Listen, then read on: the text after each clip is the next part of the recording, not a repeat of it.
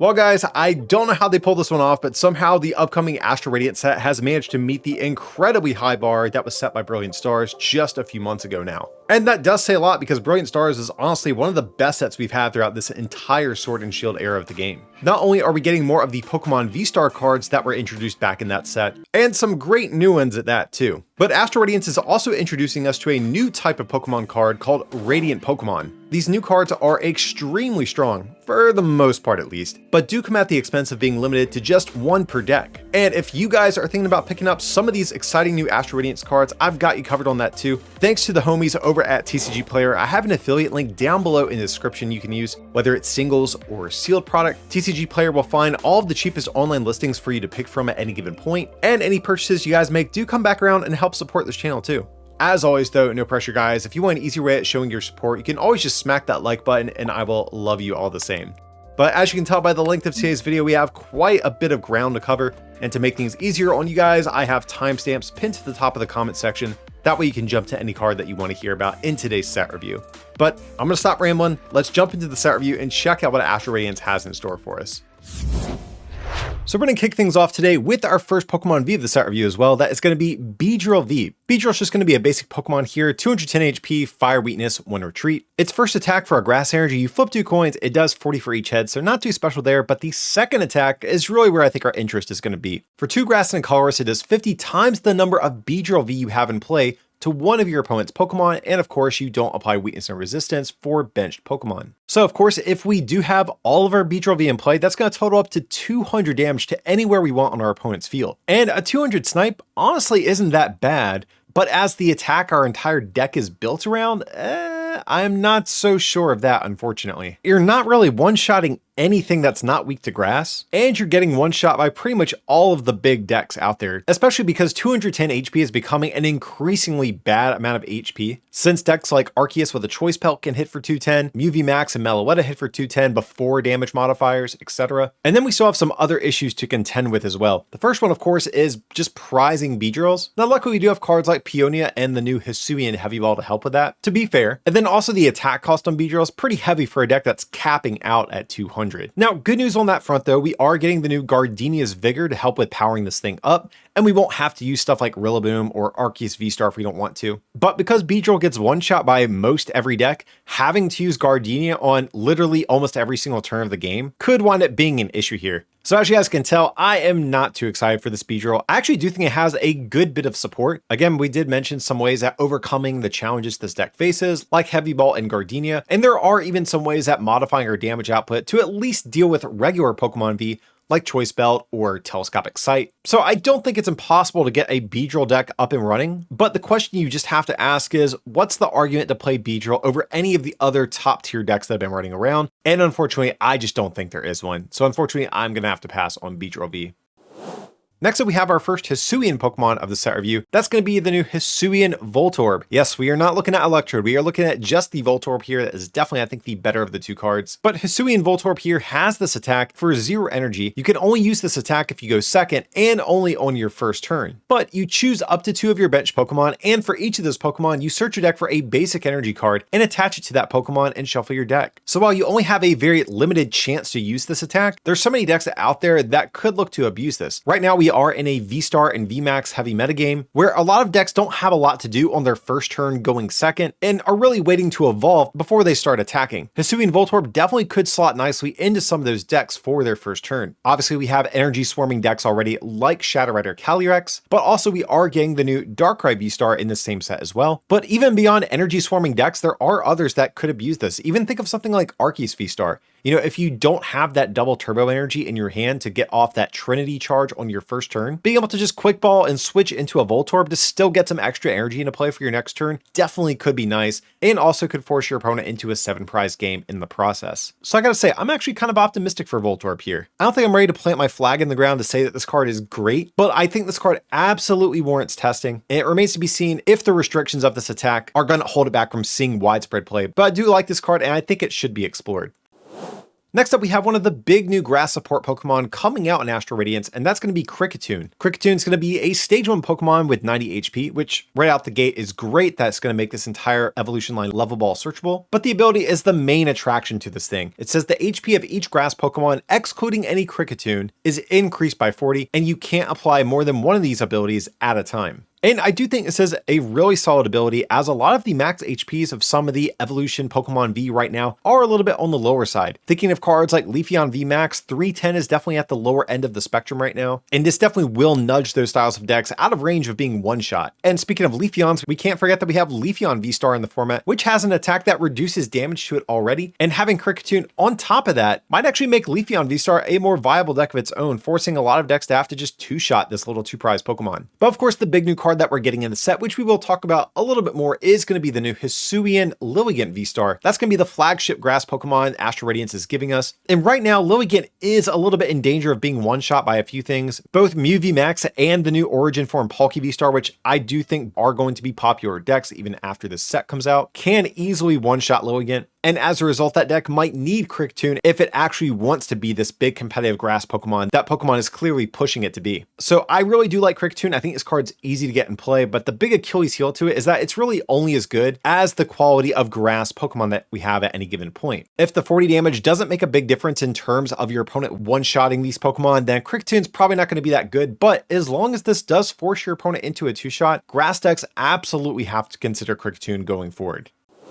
Next up, we have a new Vespiquen. Vespiquen is a Stage 1 Pokemon, 120 HP, 1 retreat cost, and the first attack here is going to be the star of the show. For just a single grass energy, you may reveal any number of sweet honey item cards from your hand. This attack does 60 damage for each card revealed in this way. So in theory, guys, we're doing 240 damage for a single energy, and with the choice belt, that's going to bump you up to 270, being able to one-shot a good bit of the V-Star that are now in the game. I've got to say, that has me pretty intrigued, but clearly there are some challenges that Vespiquen is going to have to overcome if it does want to be a competitive deck. The first one, of course, is the reliance on having 4 honey items in your hand at all times. So if we prize any of these cards, that's going to pretty significantly impact our damage output. But luckily, we do have Peony in the format to maybe dig these cards out of the prizes if need be. And honestly, though, even if you prize one, you're still hitting for 180, which is a good two-shotting number against most decks, and being a single prize Pokemon, I don't think that's a massive issue. But I think the other big issue this forces your deck into is that it really does restrict the types of supporter cards that you can play. A lot of decks like to play cards like Professor's Research and Marnie. These are definitely some of the best draw supports that we have right now, but Vespiquen really can't make great use of these because it would force you to discard those items from your hand, or in the case of Marnie, put them at the bottom of your deck, and that's not what you want. You're kind of forced into playing search supporters or weaker draw supporters like something like Avery. But even though the Vespiquen player can't play Marnie, Marnie is still going to be a card that is really going to hurt a deck like Vespiquen. Now, luckily, the Rapid Strike Milotic could be a way at offsetting this because it will prevent your opponent from being able to affect your hand with a supporter card. But it just seems like there's so many hoops that you have to jump through just to ensure this deck strategy can function. But you know what, guys? I'm going to be a little bit generous. I'm going to land sort of in the middle on Vespiquen. I'm definitely a little bit pessimistic because of the sheer amount of cards that you have to play to offset some of the downsides of the strategy. But at the end of the day, Vespiquen is still just a Stage 1 that's easy to get in play. It only attacks for a single basic grass energy, and it can one-shot Pokemon V and some V-Stars as well. I don't think that's something to be slept on, but it's definitely a card that has to overcome some obstacles if it does want to have a chance in the upcoming format.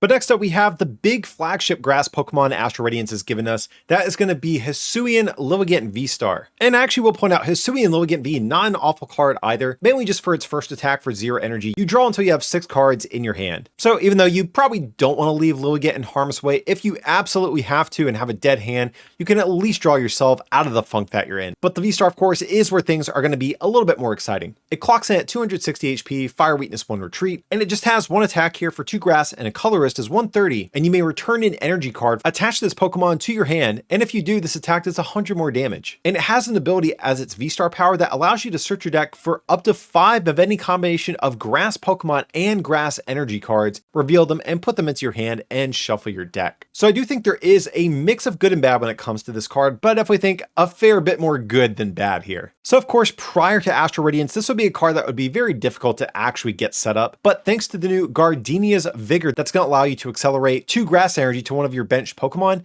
Lowigan now can get up and running a little bit easier than it would have been able to in prior formats. And even though this attack is returning energy to your hand, I don't think that's actually that bad in the context of these grass decks, just because this allows you to take energy off of a damaged Lowigan and start actually using Gardenia to power up your next attacker that is free of damage on your bench. So that's something I really do like about this, and it does not specify basic energy as well, which means if we are choosing to play capture energy in the deck, we can actually get repeated uses out of the same capture energy throughout the course of a game. And that's a really cool utility that most decks that have used capture energy haven't really had the access to do. And then of course, this V-Star power is going to be pretty straightforward as well. If you don't have energy to use Gardenia, you can easily pull those energies out of your deck and be ready to go. But you probably remember, I did mention I have a few issues with this card as well. The first one is going to be this HP. As I already mentioned during the Cricketune section of this set review, 260 is actually a pretty bad number since a couple of popular decks like Origin Palkia and UV Max are going to be able to easily deal with this. So I think this unfortunately does kind of force you into playing something like Cricketune if you want to ensure your Lilligants aren't getting one shot. And damage is really the other issue I have with Lilligant in general. 260 with a Choice Belt is a pretty solid amount of damage. Don't get it misconstrued, guys. That's going to knock out opposing Lilligant V-Star decks and some of the lower HP V-Stars like Whimsicott. But generally speaking, I think the more dominant V-Stars are going to be the ones with 280 HP like Palkia and Arceus. So if you do want to be able to hit those numbers, you are going to have to play other ways at augmenting your damage output. So I think an Inteleon engine definitely could make sense in a deck like this. Drizzile and the Shady Dealings Inteleon can find his Gardenias on the turns that you want them. But also, of course, the Rapid Strike Inteleon can sort of fix your math with that quick shooting ability. Or on the other hand, I do think this actually might make the first genuine case for Flapple from Rebel Clash to be played. Flapple hasn't done a whole lot up until this point, but having cards like Turffield and this ability on Lilligant kind of means that you can find these Flapples whenever you need them, place 2 damage counters, shuffle them back into your deck. But guys, we're unironically talking about using Flapple here. That should be kind of a red flag in terms of the viability of this card, and definitely has kind of tempered some of my early excitement that I felt for this when it first got revealed. Now, with that being said, I think I'm still going to stand behind Hisuian Lilligant V-Star.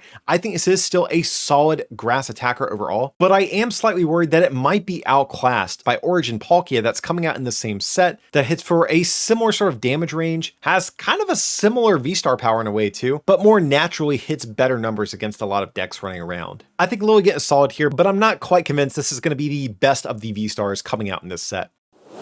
Next up, we have another grass Pokemon V. That's going to be Virizion V. Virizian's a basic Pokemon, 200 HP, Fire Weakness 1 Retreat, and it has this ability: your Pokemon with grass energy attached can't be affected by special conditions, and you heal any special conditions from those Pokemon. And its only attack here for 2 grass and a colorist is 200, and this Pokemon can't attack during your next turn. So Virizian's no stranger to these sorts of abilities, but I will say right now, I don't think special conditions are too impactful. Of course, we are getting the new Hisuian Sneasler V. That might be a card to watch out for, and we still have cards like the Salazzle in the format too, but overall special conditions aren't really at the heart of the game right now, so I think a lot of times this ability is just going to kind of be dead weight. But this attack, honestly, I don't think is that bad. I initially hated this card, but I've kind of changed my tune from hating it to just casually disliking it.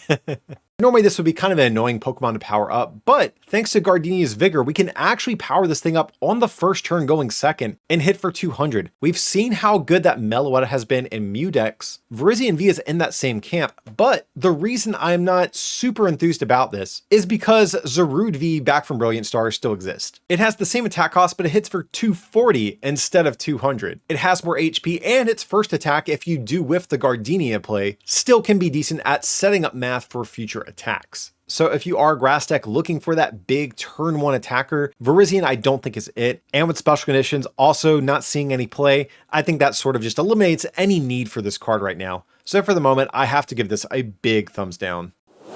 Next up, we have one of the few new VMAX Pokemon that's going to be in the set. That's going to be Heatran VMAX. This card has 330 HP, Water Weakness, and a massive 4 retreat cost. And it has this ability as well. Once during your turn, if you have a Stadium card in play, you may heal 50 damage from this Pokemon. And then its only attack here for 2 fire and a colorist is 180, and your opponent's active is now burned. So as odd as this might sound at face value, this card actually kind of reminds me of Duraludon VMAX in terms of the way it plays. Even though Duraludon has a completely different attack capability, ability, I think the core strategy is still kind of fundamentally the same. You want to tank with this huge hulking Pokemon VMAX, find ways at healing thanks to a stadium card. In the case of Duraludon, that's going to be Crystal Cave. In the case of Heatran, it's going to be this ability. And then from there, you have an attack that can just kind of comfortably two-shot anything that gets in your way. And Heatran does actually have a couple ways to compound the strategy. Of course, not only can this ability heal 50, which is already great because that can heal off the damage that Magma Basin does to your Heatran, but also Fire Pokemon still have Heat Fire energy in the format to increase their HP. And we still have cards like Big Charm as well. So I think you actually can make Heatran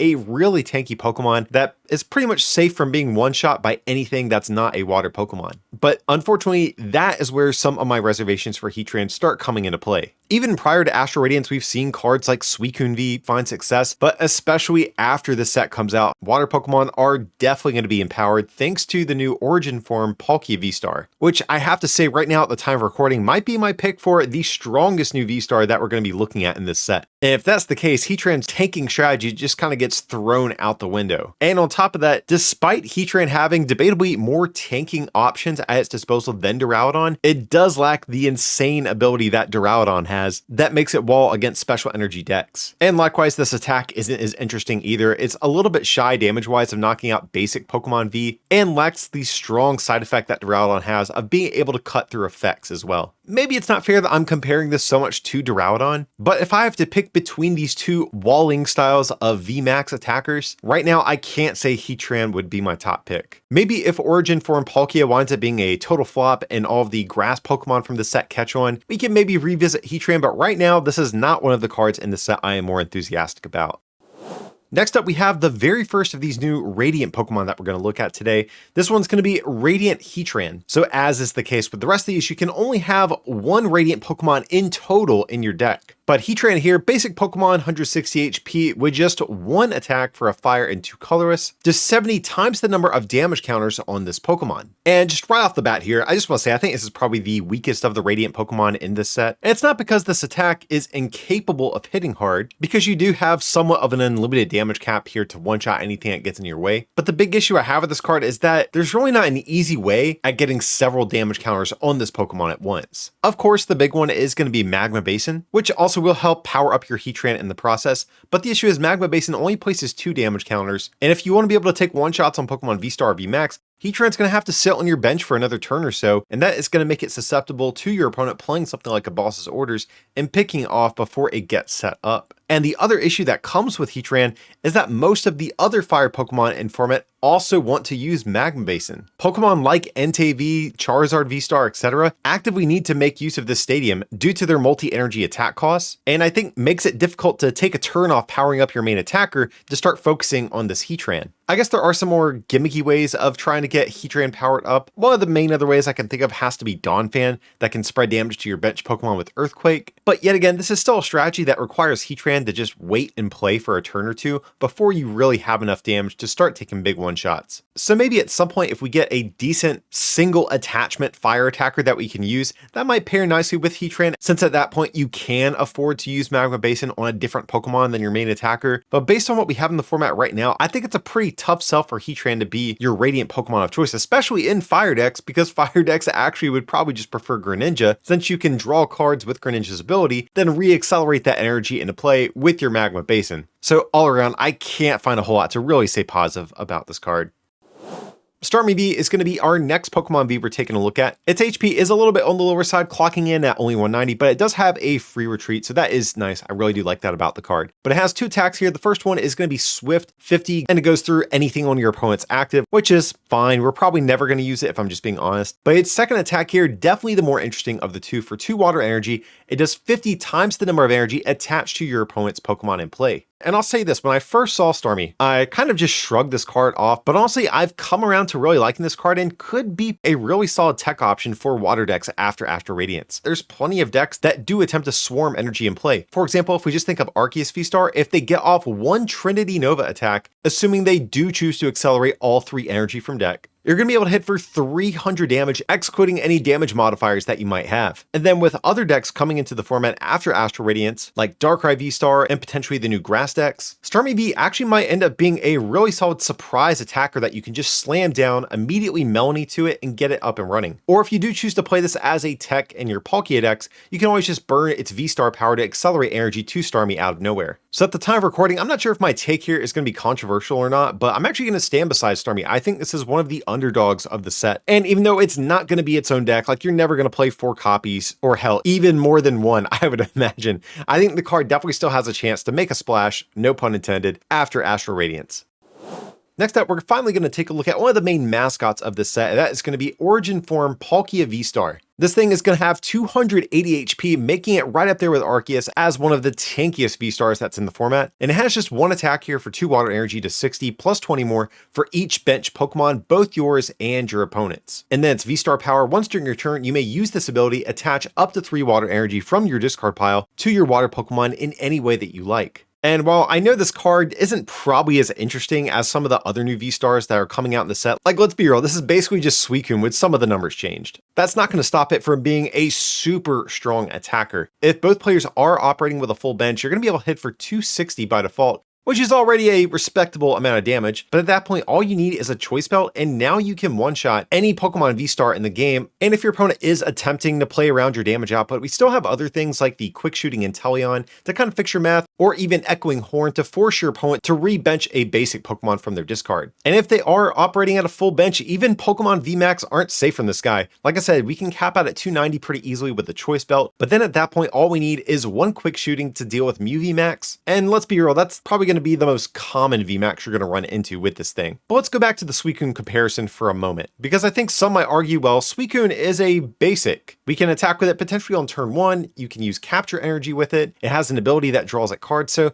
really what's the advantage to playing Palkia over Suicune? So while yes, you can power this thing up with Melanie, which I imagine you still will play some copies of in your Palkia decks, you are far less reliant on the supporter thanks to this V-Star power. If you guys have played any Melanie based decks before, you've probably had turns where you're forced to Melanie because you need energy just to attack, but you would much rather play a different supporter. You'd rather play a boss's orders, or you might want to Marty your opponent and disrupt them a little bit. And Palkia just kind of avoids that entire headache because of this ability alone. And then of course we have the additional HP, making it much more tankable, and of course that extra damage from this attack. Previously with Suicune, if you wanted to hit some of these really good numbers to knock out some of these massive Pokemon, you had to play the Stage 2 Ludicolo to boost your damage output. And players have used it to good success, but if we can do a similar amount of damage without having to run an additional Stage 2, yeah, we're going to take that option almost every time here. So for me, this is an easy choice. I'm picking Palkia V-Star all day over Suicune, and honestly, over most of the Pokemon V-Star that we have running around, as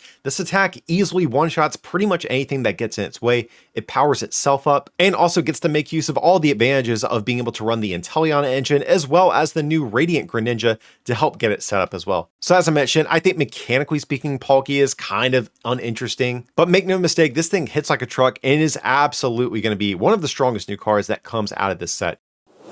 Next up, this is going to be a quicker segment, but we do have a new Hisuian Basculin that I do briefly want to highlight here. For 0 energy, you search your deck for up to 2 basic Pokemon and play them to your bench, then shuffle your deck. So some of you guys might be thinking, well, we've seen these call for family style effects on plenty of cards right now in the format. Why are we talking about this guy in particular? And that's really just because it's a 0 energy attack. I know that might seem somewhat negligible. It's only a 1 energy difference, but that actually does make playing this card much easier, because a lot of the decks that might think to play something like this right now, if they want to make use of some of these other call for family style Pokemon, they have to find a switching card plus an energy to invest onto this setup style Pokemon instead of their main attacker. And frequently you're just not going to find that whole combo, whereas Basculin, it's really easy. And I think does make a pretty convincing case to potentially be a one of in certain setup decks out there. We've seen cards in the past like Alolan Vulpix back from Guardians Rising see an immense amount of play back during the Sun and Moon era for a somewhat similar style attack. And Basculin in some ways is even a little bit better, because in the case of Vulpix, the cards went to your hand, though to be fair, they could be evolutions as well. But with Basculin, they go straight to your bench, and you can get ready to start evolving those Pokemon on the following turn if you so choose. I will say though, right now, currently there aren't a whole lot of really successful setup decks. That is going to sort of check some of my enthusiasm about this card a little bit, but I do think this is a card to keep an eye on. I do think gives these styles of decks a little bit of a nudge in the right direction. So I do like this card. Just not sure if it will see play just yet. Next up, we have another Radiant Pokemon. This is going to be Radiant Greninja. I think probably the most impactful of these new Radiant cards, but this is a basic water Pokemon and it has this ability. Once during your turn, you may discard an energy from your hand, then draw 2 cards. And does have an attack that is, I guess, at least worth pointing out. For 2 water and a colorless, you discard 2 energy from this Pokemon and do 90 to 2 of your opponent's Pokemon. But of course, the ability is really the star of the show here. And this pairs nicely with countless decks that are running around right now. So many different decks want energy in the discard pile. As you guys can see on the screen, there's fluffy decks, though they haven't really been the most successful up until this point. But more notably, we have water-based decks like the new Origin Palkia that accelerate energy out of discard with Melanie and its V-Star power. We just got Magma Basin back in Brilliant Stars to help fire decks. And then for Dark Pokemon, not only do we have cards currently like Galarian Moltres V that accelerate energy out of discard, but we're also getting a reprint of the fan favorite Dark Patch item card that also accelerates dark energy out of discard. So being able to set up your energy acceleration while drawing you 2 cards theoretically every turn of the game makes Greninja an insane consistency booster for decks. And if you happen to be a deck that plays Scoop Up Net, you can even reuse this ability in the same turn as well. The only real downside to this card is that unfortunately Radiant Pokemon are considered rulebox Pokemon, so that does mean you will have to watch out for cards like Path to the Peak, as they unfortunately are going to shut down your ability, even though yes, you are a single prize Pokemon. But more than likely, you're playing a counter stadium in your deck already if you're playing Greninja, so hopefully that won't wind up being too much of an issue. And honestly, I could name another 5 decks just off the top of my head that would love this effect, but I'm pretty sure you guys get the idea here. Radiant Greninja is absolutely a great card and one of my favorites just in general from the entire set.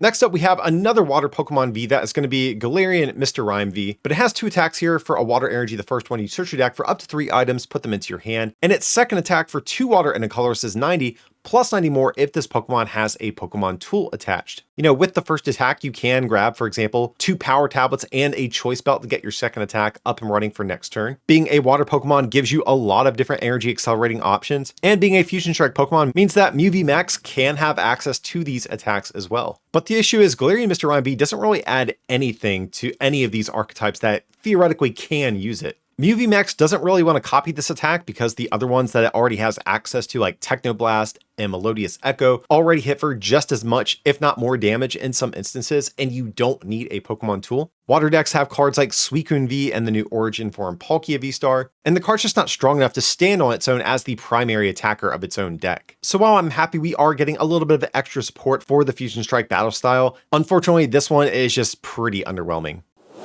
Next up, we're going to take a look at Luxray V, and it has 2 different attacks here, both of which I think are actually pretty interesting. The first one for 2 colorless energy does 30, and your opponent reveals their hand and you discard a trainer card you find there. And the second attack for 2 lightning and a colorless does 120, and you discard 2 energy from this Pokemon, and your opponent's active is now paralyzed. So neither of these attacks are too broken in terms of their damage output, but I think both of these side effects do actually have a bit of promise. Let's actually start with the second attack here. Auto Paralysis is actually a pretty powerful special condition, since it's one of the few that isn't going to be reliant on things like coin flips. And discarding 2 energy really isn't that awful either, given that lightning Pokemon have Flaffy to re-accelerate energy, or you can just discard a double turbo and only be 1 attachment away from attacking again on your next turn. But I guess my big issue that I have with the second attack is just the damage output. With the choice belt, you're still not even 2-shotting Pokemon V Max. And unfortunately, I do think a lot of decks will have an out to paralysis. You know, we do still have the Inteleon engine running around where players can just easily search out cards like Switch or Escape Rope. And then other decks like Mew VMAX can pretty much dig through their entire deck in a given turn and find the switching card that they might be looking for. So honestly, I don't really see us building around the second attack, but I will say there is consideration for Luxray in some sort of flaffy deck, maybe just as a one-of here. But believe it or not, I actually think the first attack, which is a lot weaker, is actually probably the better of the 2. So of course we can power this up with a double turbo energy, but then at that point we are hitting just 10 damage, which is pretty bad. But actually, I think that's what makes this attack potentially pretty strong. If we have 2 double turbo energies attached, we're doing 0 damage. And believe it or not, that's actually better than doing 10 or 30 damage. And the reason for that is we more than likely, I think, are attempting to play Luxray in some sort of control deck. I definitely could see a path to victory being you boss up something on the bench, you throw down Galar Mine to increase their retreat cost, and then look at their hand and discard their switching cards to make sure that Pokemon can't move from the active. You know, one thing I do try to reiterate whenever I do these set reviews is that I'm typically not a very big control player, so I don't really consider myself an authority figure on knowing what's going to be the next big control card, but I definitely think Luxray seemingly has some good potential there. So I like Luxray. I'm going to land a little bit in the middle on this one. I probably won't be the player to break this, but I'll be very curious to see how this might pop up in control decks going forward. Next up, we have a brand new Regieleki. This thing is going to be a basic Pokemon with 130 HP, fighting weakness, and a really bizarre 3 retreat cost. Since again, Regieleki is like one of the fastest Pokemon in the games. But anyways, I digress. Let's check out the attacks on this thing. The first one, for a colorless energy, you put an item from your discard pile into your hand, and its second attack, for 2 lightning and a colorless, you discard 2 lightning energy from this Pokemon, and it does 120 to one of your opponent's bench Pokemon. So actually, much like in the case of the Luxray we just looked at, I really don't think this card, if it does see play, will be for the second 120 damaging attack. I actually do think it'll be for the less aggressive first attack that we have here. Control decks love these styles of cards to get back some of those annoying items that they need for their deck to lock their opponent. So things like Crushing Hammers, Cross Switcher, Pal Pad, whatever it might be. So you do a bunch of annoying control shenanigans during your turn, and then you end your turn with this attack, getting back some resources. But I will say this card does have a little bit of competition. There are a couple of other cards out there that do kind of rival this thing. I think one of the big ones is going to be the Dark-type Morpeko, all the way back from Battle Styles. It actually has the same exact attack. The trade-off, of course, with Morpeko is that it has a little bit lower HP, but it's level ball searchable, and it has a 1 retreat cost instead of a 3 retreat cost. And also, guys, I'm really not convinced the 50 additional HP on Regieleki really is going to make any difference. And then the other card we still have in the format is going to be Dialga, back from Celebrations. Now, that one does have the same amount of HP as Regieleki, and it actually allows you to get any card from discard into your hand, not just an item. The trade-off for Dialga is that it does require a metal energy specifically, not a colorless, which actually is a little bit annoying. I guess one of the only incentives to maybe play Regieleki over these is that it can abuse Stormy Mountains potentially, but more than likely if you're some sort of control deck, that's not going to be your stadium of choice. I don't think either of these attacks are awful, but the second attack, it's too much energy for too little damage. And then there's so many other similar cards that already rival and kind of outclass Regieleki a little bit when it comes to this first attack. So I think I've got to pass on this one. Next up, we have Hisuian Typhlosion VSTAR, the first of the Hisuian starters we're going to look at today. And while its pre-evolution isn't anything too special, I do want to point out its first attack is at least burn for 0 energy, so that's okay, I guess. But of course, the VSTAR is a little bit more interesting here, has 260 HP, Dark Weakness, Fighting Resistance, and a 2 retreat cost. For 2 Psychic and a Colorist is 180, and you put 3 damage counters on your opponent's bench Pokemon in any way that you like. And then its VSTAR power is an attack for just 1 Psychic energy. If your opponent's active has 4 damage counters on it, it is knocked out. So that's pretty interesting. In a lot of ways, this reminds me, of course, of Dragapult VMAX. The first attack has that same sort of energy with it. Now, of course, the big issue with Typhlosion compared to Dragapult is that it does need 1 additional energy, and it has an amount of HP that is a lot easier to one-shot by some of the popular decks running around right now, which honestly could be a big issue here. But you can clearly see the synergy between this attack and the VSTAR power. You're going to spread some damage counters throughout the course of a game, probably get something eventually up to 4, and then take an easy one-shot with this VSTAR power, ideally taking probably an easy 3 prizes or at least 2 prizes in the process. And there are actually a good bit of ways to help this strategy. We of course have Horror Psychic Energy still in the format, and Old Cemetery to be able to cheat some additional damage counters into play, but I can't say that that's going to be enough to save this card. Right now I think Dragapult VMAX is just too similar, but the HP and lower attack cost is just too huge to ignore. If we want to go in with Typhlosion as a main attacker, we're probably going to need to play something like Shadow Rider Calyrex VMAX or Arceus VSTAR to get this thing powered up. So if we go the Arceus route, I don't really see the big benefit that Typhlosion grants you. Like, yeah, it hits fighting Pokemon for weakness, but you can already just play Dunsparce to cover your fighting weakness with Arceus. And yet again, in the case of Shadow Rider, I don't think Typhlosion outshines Alchemy VMAX or even Whimsicott VSTAR for that matter. So as a result, I think the only way we would see Typhlosion actually see play after Astral Radiance is actually maybe just as a 1/1 line in Dragapult VMAX, exclusively for this V-Star power. But guys, Dragapult VMAX has not been seeing a whole lot of play, and I'm not convinced Typhlosion is going to give that archetype the boost it needs to compete yet again with some of the top tier decks in the format. So unfortunately for the moment, guys, I am going to have to pass on Hisuian Typhlosion.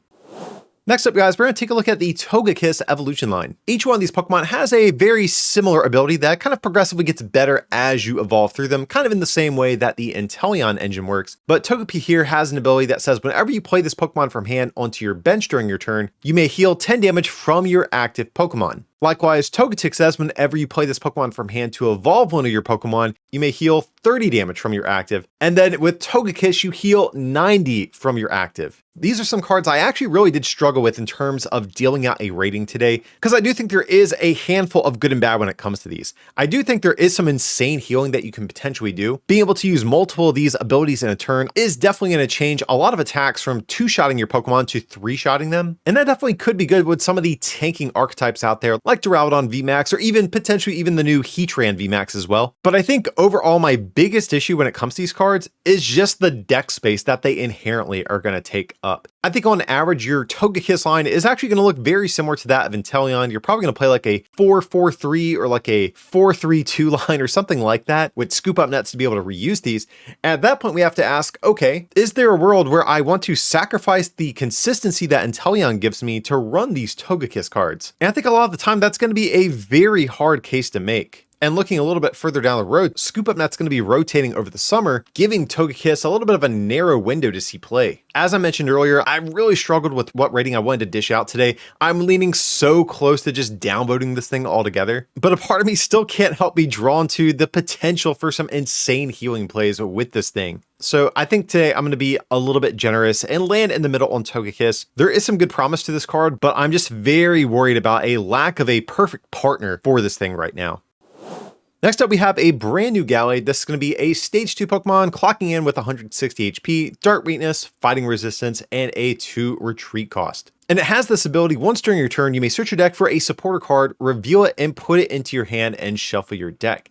And then just has 1 attack to go along with it. For a Psychic and 2 colors is 160, and you move an energy from this Pokemon to one of your benched Pokemon. And I will say there are actually a few aspects of this card I really do like. One of the big issues that Stage 2 Pokemon face is their lack of consistency. So one of the things I personally look for in a Stage 2 is one that can boost its own consistency, maybe sometimes giving it some extra draw power or search power, and Gallade definitely accomplishes that with this ability. And being able to search your deck for any supporter card is a really good effect. Not only, of course, can we grab just general draw cards like Research and Marnie, but this does allow this theoretical Gallade deck, or whatever deck you're playing Gallade in, to search out some of those very turn-specific supporter cards like Raihan, or even the new Rocks and to punish your opponent and put them at a low hand size. And then the attack here isn't too hateful either. I know it's 3 energy on a Stage 2, but guys, you do have to remember, we do still have twin energy. And what we can do is we can actually just keep moving twin energy to our next attacker. And every time a Gallade goes down, we can just attach 1 more energy for turn, or of course use something like a Raihan to get psychic energy back into play for our next attacker. But there certainly are some issues here, I have to say. Against V-Star based decks, 160 is not going to cut it, unfortunately. More than likely, the multi-prize decks are going to get the first attack off, and even if you just trade 2-hit KOs to their 1-hit KOs, they're still going to be 1 turn ahead at winning the game eventually. Unless, of course, you're going against something like a Lucario V-Star and you're hitting them for weakness or something like that. So that's going to be an issue for Gallade. It can't ever really take a one-shot against any of these 2-prize decks. At least maybe without the help of the Gallade back from Chilling Reign, so that is definitely at least an inclusion you could consider here. But overall, I just think Gallade's too fair and balanced of a card. With how strong the other top tier decks in the format are, I just don't see Gallade competing with them. And at that point, we have to think, well, is there any chance for Gallade as just a support Pokemon for other decks, just for this ability? But unfortunately, I'm really not convinced of that either, just because this is a Stage 2. It's not easily splashable. And if you are jamming a Stage 2 into your deck already, you're probably looking more at something like the Inteleon line, or something like Burrell back from Brilliant Stars. So as a result, guys, I think I might downvote this card. Kind of breaks my heart because I think this card is really cool. The artwork is sick, but too many of the other decks right now are going to be too strong for this to compete with. Next up, we have another Pokemon V that is going to be Jirachi V. And Jirachi is one of those Pokemon that seemingly always gets some pretty cool ultra rares throughout the history of the game. And Jirachi V is going to be no different. It has a very cool ability. When your basic Pokemon V is knocked out by damage from an opponent Pokemon's attack, you may choose one basic energy card from the knocked out Pokemon and move it to one of your other Pokemon. And then the attack, a little less relevant for a Psychic and Colorless, is 60 and puts both active Pokemon asleep. But this ability though, very, very cool. It's basically just a permanent built-in EXP share. And this definitely can be great for those attackers that have those big 2 and 3 energy attack costs. So this definitely could find its home into like a Zacian V style deck. But I think there's actually a bunch of underplayed Pokemon V in the format that also could have used this. One of the big ones for me is going to be Serena V. That's a card I think is actually getting a bunch of help between this set and actually the next one as well. But of course the issue is that this ability is only for basic Pokemon V, and right now the game is in a very V-Star and V-Max oriented metagame. One of the real only basic Pokemon V decks that has been successful lately has been Suicune V, and that's going to be a card that I think is going to be largely outclassed by Palkia after Astral Radiance drops. So I think there is a good chance that at the time of release there might not be the perfect partner for Jirachi, but I'm not gonna lie guys, I still really do like this ability a lot, and I think I'm gonna land in the middle on this thing. I think the ability is inherently strong, but I think we're just waiting for that perfect partner Pokemon to pop up. There's a lot already in the format, so we'll have to see. Maybe even Jirachi will breathe some new life into some of these older basic Pokemon V attackers. We'll have to wait and see, but I do like the card, and I think it's probably worth still picking up if nothing else.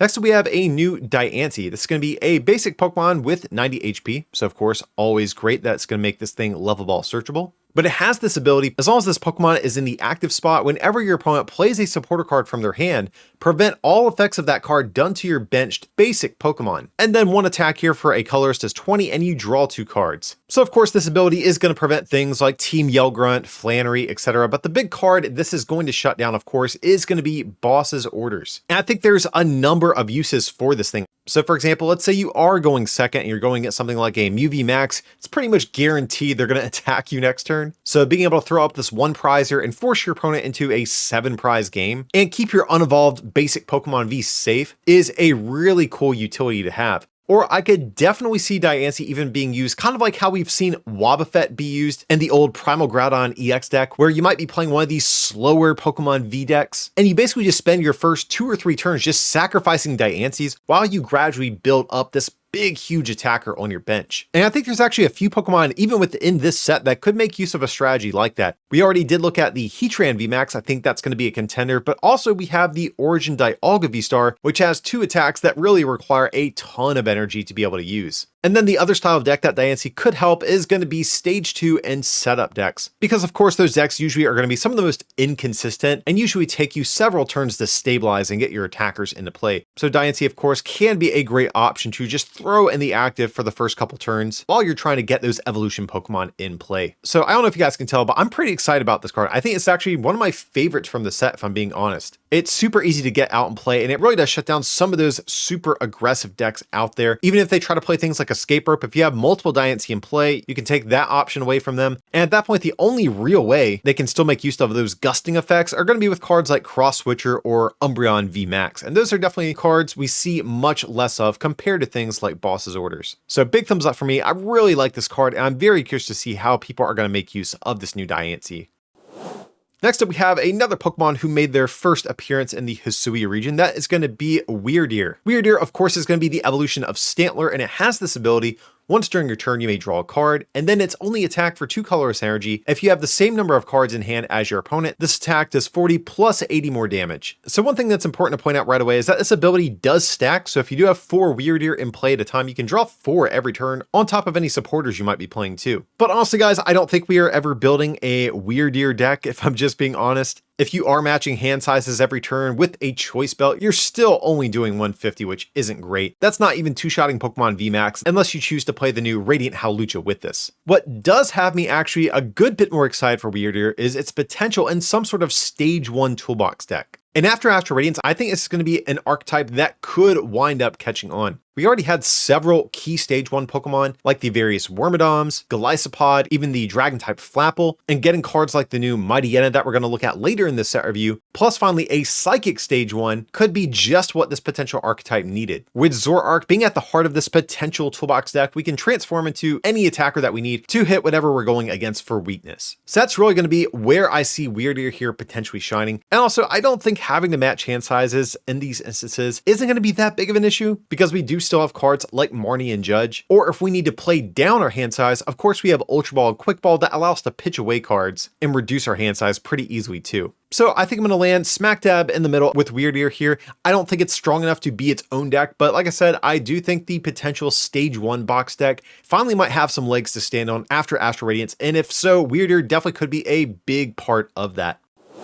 Next up, we have the last of the new Pokemon VMAX coming out in Astral Radiance, and this one's going to be Machamp. This guy has 330 HP, Psychic Weakness, which might end up being a little bit unfortunate for this card, and a 3 retreat cost plus 2 attacks. The first one for a Fighting and Colorless is 80, and if any of your bench Pokemon have damage counters on them, this attack does 140 more damage. And its second attack for just an additional Fighting Energy does 240, and you can't use this attack on your next turn. So the second attack is kind of average, but I think the first one is a little bit more interesting just because it hits for kind of similar numbers, but of course has a more manageable attack cost here. Previously, getting damage counters on your own bench Pokemon was sometimes a little bit annoying, but thanks to a new card that we're getting in Astral Radiance alongside Machamp called Gapejaw Bog, a new stadium card, we can easily get damage counters on those Pokemon whenever we bench them from hand. Powering up fighting type Pokemon has been kind of a pain, but luckily this is another area where Astral Radiance is definitely going to help out cards like Machamp, thanks to the new item Gutsy Pickaxe that has a chance to accelerate some fighting energy from your deck. So actually getting off this attack, I don't think it's going to be too big of an issue. 220 for 2 really isn't that bad. Then we also have things like Choice Belt and of course the damage from Gapejaw Bog on your opponent's Pokemon to make this attack easier to take KOs. Fighting isn't also a bad type to be since Arceus VSTAR has been such a popular Pokemon running around. And all of this is fine, but it's just fine. It's not great. And that's kind of where I'm running into issues with Machamp here, because we have plenty of other decent fighting attackers to compare this to, most notably Lucario VSTAR and Rapid Strike Urshifu VMAX, and also soon to be Cleaver VSTAR as well. And honestly guys, I just don't see a huge incentive to play Machamp over these other cards. In the case of Rapid Strike Urshifu, it doesn't hit quite as hard as Machamp, but it's much easier to get in play and has a fantastic sniping attack with Gmax Rapid Flow. Likewise, we have Lucario VSTAR, which might have a little bit less HP than Machamp, but it's only a 2-prize Pokemon and hits for slightly better damage too. And then of course there's still the elephant in the room of Machamp being weak to Psychic, which is a huge red flag since Mew VMAX has kind of cemented itself as one of the best decks in the format. Now to be fair to Machamp, it does have Colorless Energy and its attack cost, so you could theoretically play some copies of Galarian Moltres V and Energy Switch, giving yourself a decent dark type attacker to hit Mew for weakness. But even still, Machamp doesn't really offer any unique advantages to playing this over the other fighting Pokemon we already talked about here. So ultimately, I do have to pass on this one. Next up, we have the first fossil Pokemon we're going to take a look at, and that's going to be Rampardos. Rampardos is a new Stage 2 Pokemon, and we do have to remember this evolution line does come from the unidentified fossil item card. But this thing has 2 attacks, the first one for a fighting energy just does 60, and more interestingly, its second attack for 2 fighting energy does 240, but if your opponent has 3 or fewer cards in their hand, this attack does nothing. Okay, so there is definitely some mix of good and bad going on with Rampardos here. First of all, the attack hits like a truck. 2 energy for 240 on a 1-prizer is fantastic. With the Choice Belt, you're knocking out every V-Star other than Dialga and Palkia. And honestly guys, I really don't think this restriction on this attack is that damaging, just because we do have Marnie in the format. You're probably already playing 4 Marnie anyways, and that is going to force them up to a 4-card hand. And if you happen to be really stressed about this, you can even decide to play a couple of copies of Judge in addition if you want. But most of the time, your opponent's going to have more than 3 cards in their hand anyways. Though I will say slightly more annoying is the 2 energy attack cost. I think the damage to energy ratio is pretty fair, but fighting Pokemon have always kind of struggled to get multiple attachments into play. Luckily, we are getting that new Gutsy Pickaxe card that definitely will help with that a little bit, but you also might have to play some copies of Raihan as well if you really want to guarantee chaining these Rampardos back to back. But unfortunately, the big issue that comes with a card like this is going to be the fact that it is a fossil Pokemon, which means cards like Unidentified Fossil can't be searched out of your deck with normal consistency cards like Level Ball and Quick Ball, and likewise, you can't play cards like Rescue Carrier or Ordinary Rod to get them back out of discard pile either. So if you even want to be able to find these fossil Pokemon, you might have to run the Inteleon engine, but even in that case, Inteleon is a really bad engine at finding your fossils because you want your fossils on the very first turn of the game. Inteleon is going to make you wait till at least turn 2 to even be able to search them out. So things like the Mew from Celebrations might actually be a better engine for this style of deck. And you might even have to play weird cards like Cramomatic or Skyla if you really want to guarantee setting up these fossil cards. So honestly, between that and this being a stage 2 on top of that, I gotta pass on Rampardos, guys. I want to like this card. I really do. Single prize Pokemon, hits popular cards for weakness, one-shots most V-Stars, so definitely has good things going on for it. But I think between being a stage 2 and a fossil Pokemon and having a multi-energy attack cost for a type that is usually tricky to power up, Rampardos just has a little too much going against it, unfortunately. Next up, we have the final Radiant Pokemon of Astral Radiance. That's going to be Radiant Howlucha. This guy's going to be a basic Pokemon with 90 HP, which is always welcome since that is going to make it level ball searchable. But it has this ability, if this Pokemon is on your bench, your Pokemon's attacks do 30 more damage to your opponent's active Pokemon VMAX. So if any Radiant Pokemon is going to rival Greninja for deck space, it is definitely going to be this. I know V-Star Pokemon are only rising in popularity, but we do still have a handful of Pokemon VMAX running around in the game right now. With some of the big ones being, of course, Mew VMAX, Rapid Strike Urshifu VMAX, and some of the single strike attackers, just to name a few. So if you are playing a deck that is naturally hitting in that 270-ish range, and you're a little bit shy of one-shotting a Pokemon VMAX even after a choice belt, Radiant Howlucha is definitely the card you might want to play as your Radiant Pokemon of choice here. And there definitely are a few cards in the format that would like to benefit from this. I've got a few of them pictured on screen right now, with one of the big underdogs that I am very curious to try out being Pikachu VMAX. That's a card that, despite being a mascot of the set it was released in, has done pretty much nothing. But Astral Radiance does give it a bit of a buff here between Howlucha and Choice Belt. You can now one-shot pretty much anything in the game. So that's definitely a pet deck I plan on messing with after Howlucha releases. But then some other popular attackers like Ice Rider and Gengar VMAX definitely can use this to hit for better numbers as well. Ice Rider already hits for 250. Between this and Belt, you can finally hit 310, knocking out Mew VMAX. Same thing with Gengar, but in its case, you also have single strike energies to ensure you can hit those VMAXs that even have beyond 310 HP. I think Greninja is still going to be the more popular of these Radiant Pokemon right out the gate, but of course not every deck wants to discard energy, and in the case of some of them, I actually do think you have to really consider which one you want to play. Again, think back to Ice Rider Calyrex like we just said. That's a deck that would like Greninja to discard water energies to fuel your Melonies, but at the same time, you would be foregoing that extra damage that you need to take those one-shots on things like Mew VMAX. So players are definitely going to have a bit of a tough decision to make for some of these styles of decks, but I definitely like Howlucha. Big thumbs up for me, and glad the final Radiant Pokemon of the set review is one worth getting excited about. Next up, we have the first of two different Hisuian Decidueye cards. The first one here is going to be just a normal Stage 2 Pokemon, 160 HP, Psychic Weakness to Retreat, and it has a 0 energy attack here, which is very cool. It does 30 times the number of damage counters on your opponent's active Pokemon. And its other attack, a little bit more lackluster for a Fighting in 2 colorist, does 80 to one of your opponent's Pokemon. So absolutely the better of the attack here has to be this first one, and I think has synergy with more cards than you might expect. This is a card I almost didn't even include in the set review. I thought it was so bad, but the more I thought about it, the more I do like some of the options it kind of has at its disposal. So the first big thing that is going in its favor, it comes from a really good evolution line. Though it's kind of dropped off in play recently, we do still have the Decidueye with that Deep Forest Camo ability. So there is a world where you can play some split of these two attackers, but also pretty relevant is actually the Rowlet with the Sky Circus ability, where if you played Birdkeeper from your hand, you can attack for free, and its attack can snipe for 60 damage on one of your opponent's bench Pokemon. I actually can see a world where you are just playing Birdkeeper over and over, getting damage on the field, and eventually evolving into your Hisuian Decidueye to clean up those knockouts. So if we've used Rowlet's attack just one time, we're hitting for 180 with Decidueye, and that's going to put us at 240 damage in total we'd be doing. However, of course, we can still bench things like Galarian Zigzagoon to increase this damage output a little bit more. There's still also plenty of other attackers that can set up some KOs for your Decidueye. We still have Hoopa back from Darkness Ablaze that can do 90. And on the topic of dark Pokemon, we also have Galarian Weezing, which also seems like it might be an interesting partner for this because you can poison your opponent's active, dealing 40 in between every turn, while ability locking them and giving you some time to actually set up this Decidueye. But at the end of the day, I almost feel like Hisuian Decidueye is just kind of like a poor man's Sableye V. It's the same sort of attack, but in the case of Sableye, you're hitting for a much better damage multiplier. And with Dark Patch coming out in this same set, maybe you can get Sableye a little bit more easily powered up than you previously were able to do. But I will say, there's still a part of me that thinks there is some glimmer of hope to this card. Zero energy, hitting popular Pokemon for weakness, and coming from a solid evolution line all does bode well for this card, but I just can't shake that this damage output is just not high enough for me to like.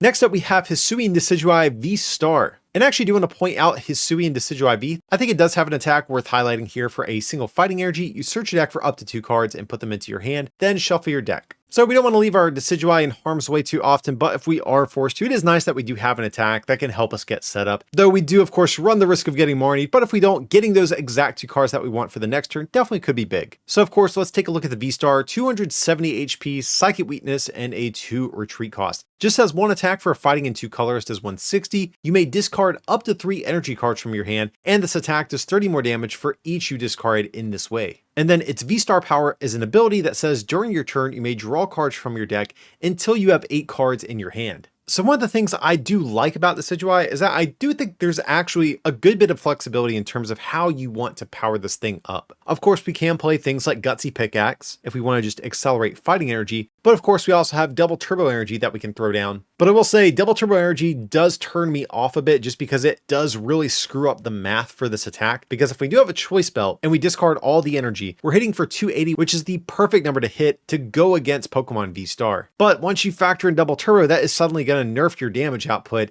and now you're forcing yourself into taking a 2-shot instead of a 1-shot. So actually at the time of recording, I am kind of against double turbo energy, even though at a glance it seems like it would make sense. But there is another new form of energy acceleration we're getting in the set thanks to the new Gardenia's Vigor that can accelerate grass energy. And we don't have to accelerate 2 grass Pokemon, just any Pokemon that can make use of grass energy, which Decidueye of course can. So between 1 Gardenia and 1 manual attachment, we can actually get this guy up and running in no time. But the fact that this discarding effect has to be energy is a little bit of a turnoff for me. If this was any 3 cards from hand, I would say, cool, we are in business. I like Hisuian Decidueye. But the fact that it's 3 energy cards does sort of mean you are going to be forced into playing some weird cards if you do want to ensure this attack's consistency. So of course, Training Court's going to be one of the big ones, but you're probably also going to have to play some copies of either the Eldegoss with the Cotton Lift ability that searches energies out of your deck, or maybe some copies of Energy Retrieval. But I will say, if we are going the Gardenia route, I actually think Eldegoss does sort of justify its inclusion a bit more, just because you can also use that ability to search out energy to accelerate with your supporter. And the ability here is also kind of nice. Not only can this just bail you out of a dead hand, but for those turns that you need some energy to discard, you can still just pop this V-Star and try to draw it into some more energy. But of course, one of the other big issues that Decidueye is going to face is that unfortunate Psychic Weakness. Mew VMAX is definitely going to be an issue for this card to contend with, and there's not too many ways you can naturally sort of deal with that matchup on your own. I think one of the only ways is if you played Radiant Hawlucha plus the new Grant supporter, in addition to copies of Choice Belt. But on a side note, I will point out that also might be a combination of cards you might want to consider for this deck anyways. So if you don't want to just immediately concede that you're going to lose to Mew, you're probably going to have to play some copies of like Galarian Moltres V and Raihan, the baby Galarian Moltres if you do choose to go the Eldegoss route, or maybe even the new Mightyena to easily deal with those Mew VMAXs. Otherwise, like I said, guys, you're going to have a really tough time against that deck. So you guys might be able to tell by my commentary, I'm kind of all over the place. There's actually no shortage of cards that synergize with Decidueye to some extent or the other. But I think my big reservation is that I worry that you just don't have the deck space to fit all of this stuff that you want to make your Decidueye deck work. So I think I'm going to pass on Decidueye, but I will say this actually could be a card that I am willing to change my mind on at some point. I was actually very torn between what rating I wanted to land on, and even though I am opting to pass on it today, I actually still wouldn't be surprised if someone could manage to crack the code on this thing. But right now, I do worry it might have some consistency issues. Next up, guys, we have Cleaver VSTAR. This thing has 270 HP, 2 retreat cost, and a grass weakness, which at the time of recording is something I'm a little bit torn on. I'm really happy this thing is not weak to Mew VMAX. That's a huge plus in this card's favor. But we do have a lot of grass Pokemon coming out in this set, so we do need to be cautious of those if they do catch on. But Cleaver has 2 different attacks here. The first one for a fighting and colorless does 120, and this attack also does 60 to one of your opponent's benched Pokemon V. And then its V-Star power is an attack for just 1 fighting energy, does 30 for each Pokemon in your discard pile. So Cleaver might not have that huge hulking damage output that you usually come to expect with fighting Pokemon, but I do think these attacks are very energy efficient and do have some good attributes for them. In the case of its first attack, doing 120 isn't great, but you do have to remember that 60 damage snipe is going to set up KOs for you. With just one choice belt, you can 2-shot Pokemon V-Star, and if you have Radiant Hawlucha in play, that's going to be a 2-shot on any Pokemon V-Max. And that's not even factoring in the 60 damage snipe that also might be helping you set up some KOs along the way. You have to imagine if your opponent ever does get a Lumineon or Crobat in play,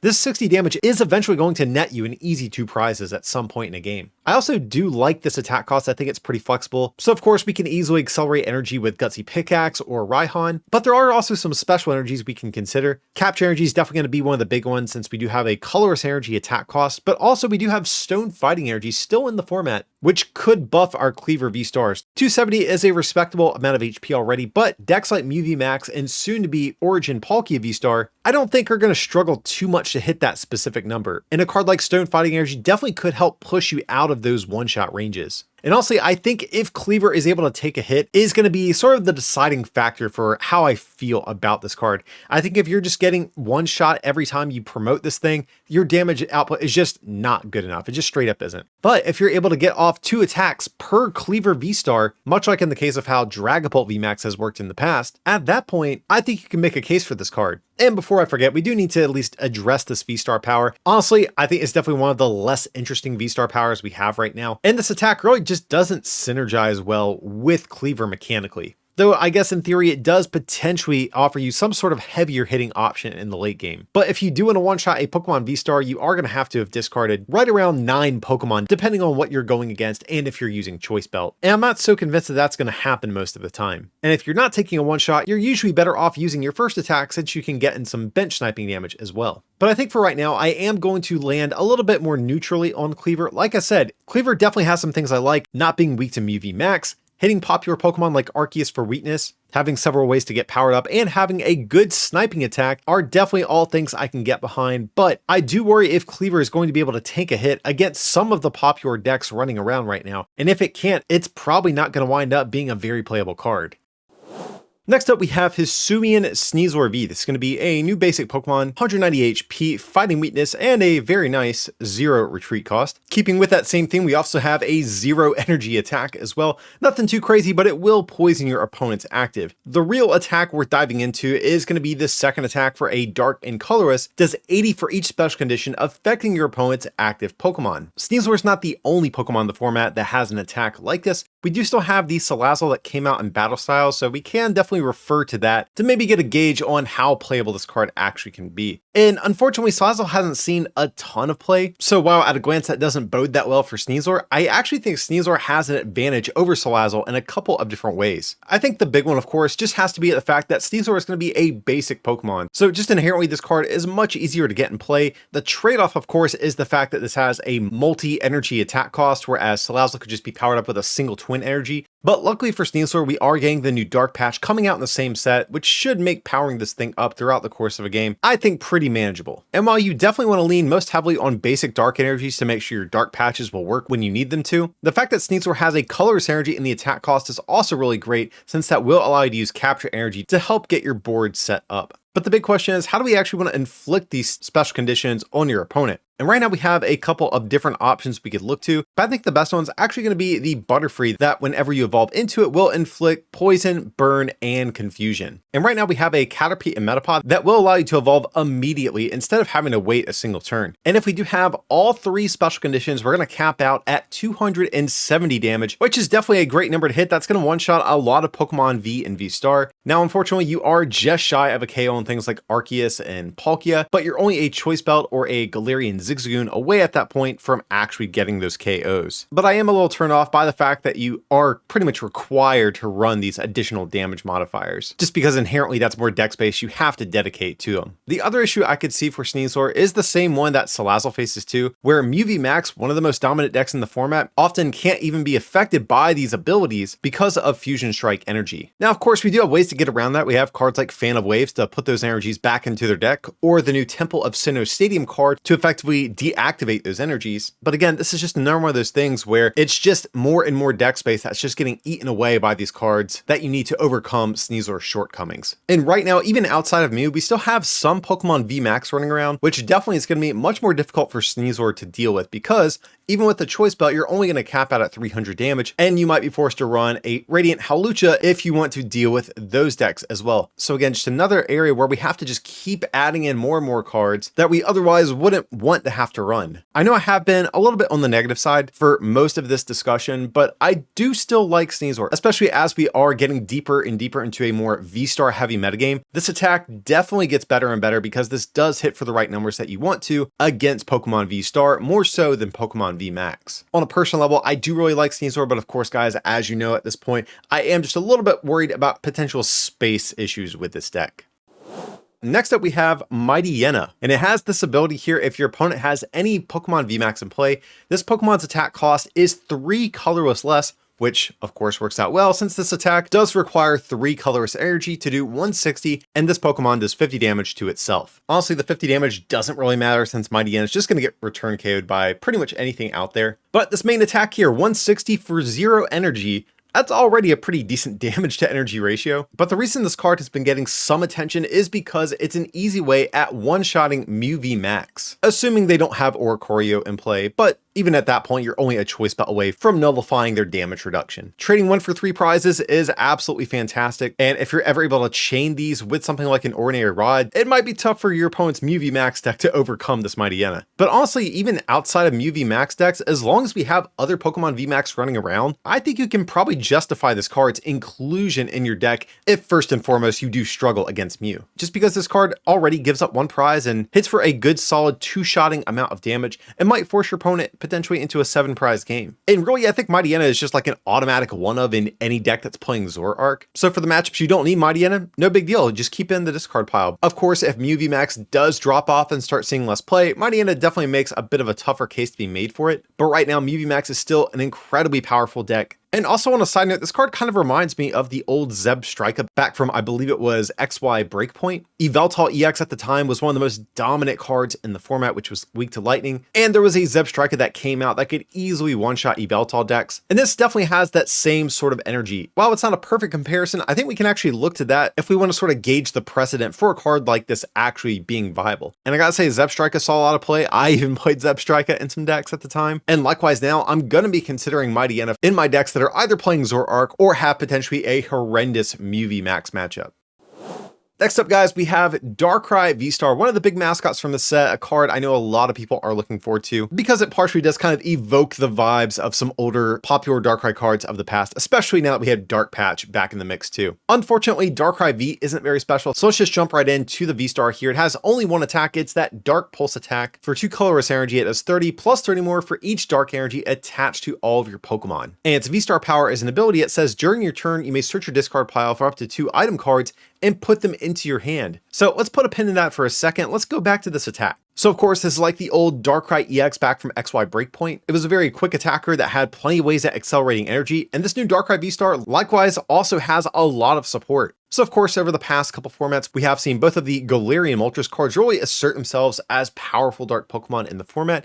Of course, Galarian Moltres V can accelerate energy out of discard, and the 1 prize Galarian Moltres can of course accelerate dark energy from hand. Darkrai obviously loves this, and I imagine both these cards will be inclusions in some counts in any Darkrai VSTAR decks that pop up. But the big new card we are getting in Astral Radiance, of course, is Dark Patch, which is, I think, debatably one of the best item cards in the history of the Pokemon TCG, and was really the card that catapulted the original Darkrai EX to seeing such massive success for the longest time. That's going to allow you to get a dark energy out of your discard pile attached to one of your bench dark Pokemon. And looking at this VSTAR power, we now, if we want to, can use Dark Patch up to 6 times throughout the course of a game. But even beyond Dark Patch, being able to get any 2 item cards back from your discard is an insane effect to have. This is kind of like the inverse of Arceus VSTAR. You can think of it that way. Instead of searching your deck for any 2 cards, we're getting 2 cards back from discard. And in a lot of ways, that's actually better since we're getting repeated use out of these powerful cards rather than just using them one time, but quicker, if that makes any sense. So outside of Dark Patch, we can of course get back things like Quick Ball, Choice Belts, Escape Ropes, and could even make cards like Pokemon Catcher or Cross Switcher viable gusting methods in your Darkrai decks. And on top of all this, Darkrai is going to hit one of the best decks in format, being Mew V Max, for weakness,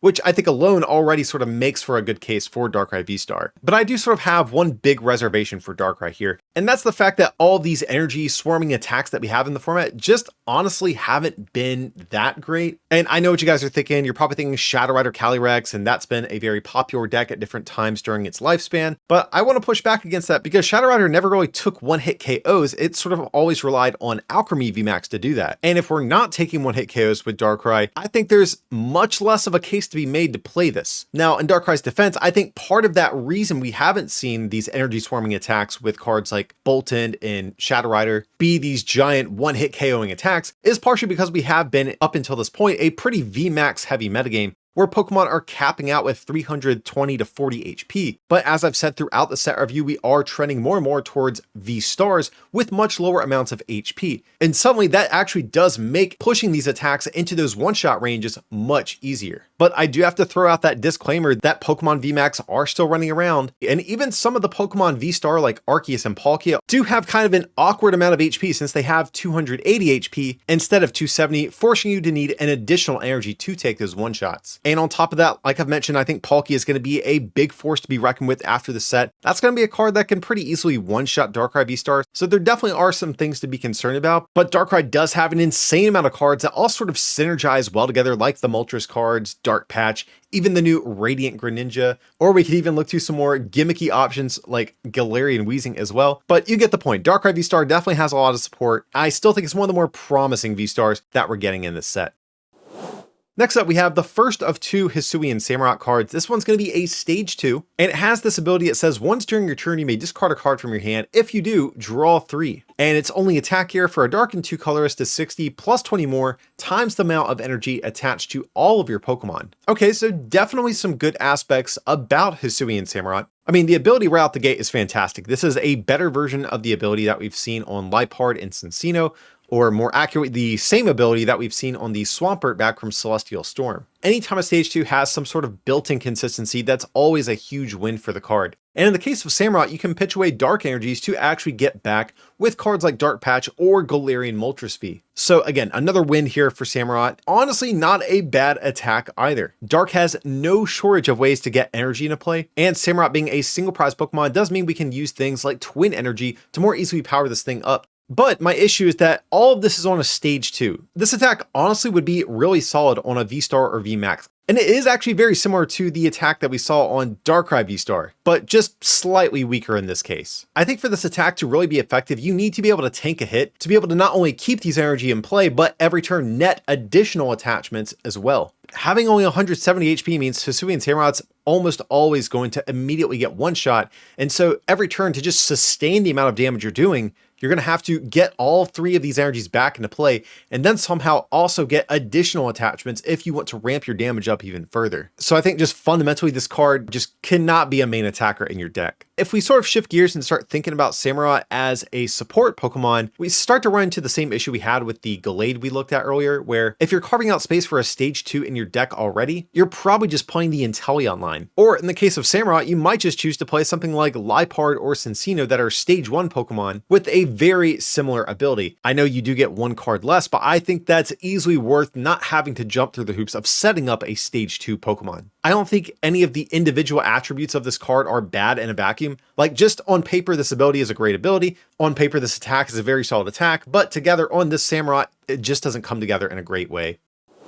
Next up, we have a much more interesting Samurott. That's going to be Hisuian Samurott VSTAR. So this thing has just one attack for 2 dark energy, does 110, plus 110 more if your opponent's active has any damage counters on it. And luckily, the VSTAR power does pair very nicely with this. It's an ability that says once during your turn, you may put 4 damage counters on one of your opponent's Pokemon. So just real quick, if we do run through the math, while using this VSTAR power, that's going to be 4 damage counters plus an additional 220 after you attack. And at that point, you're just a choice bet away from basically getting a guaranteed one-shot against an opposing VSTAR at some point in the game. And I think just that alone already sort of makes a strong case to be made for this card. I think you're fine if you are going as an opposing Pokemon V-Star deck, let's say like Arceus, if you have just one guaranteed one-shot, and then both you have to exchange 2-hit KOs at that point, that's a really good position to be in against some of these decks that aren't taking a one-shot on your Samurott. And even outside of this V-Star power, we definitely have some ways at getting those extra damage counters on your opponent's Pokemon, thanks to cards like Galarian Zigzagoon and the Rapid Strike Inteleon with that quick shooting ability. And just based on this alone, I think this deck kind of builds itself. You're probably playing a 4-3, 3-3 Hisuian Samurott line. You play the Inteleon engine with some Scoop Up Nets, some Zigzagoons, throw a couple Dark Patches in there just for an extra attachment or two throughout the course of a game. And now you have a pretty decent V-Star deck that can even one-shot one of the most popular V-Maxes in the game, that being Mew. And I will say, even outside of its own deck, I actually could see a world where you might play this in some other decks. Of course, one of the big ones being Eternatus VMAX. That's a deck that already doesn't have a V-Star power to lean on. And this ability definitely could set up Eternatus to take a big one-shot on your opponent's active, especially if they are a Pokemon VMAX. Of course, much like in the case of Darkrai, if there is anything to sort of complain about with this, it is the fact that Palkia does have a decent chance of being able to one-shot you, and also grass Pokemon are getting a buff after Astral Radiance, and that might make that otherwise irrelevant grass weakness start to become more of an issue. I know it doesn't have the same hype that something like Palkia or Darkrai does, but I definitely think Samurott is going to be one of the best new V-Stars that we're going to be getting out of Astral Radiance. So big thumbs up for me. Really do like this card.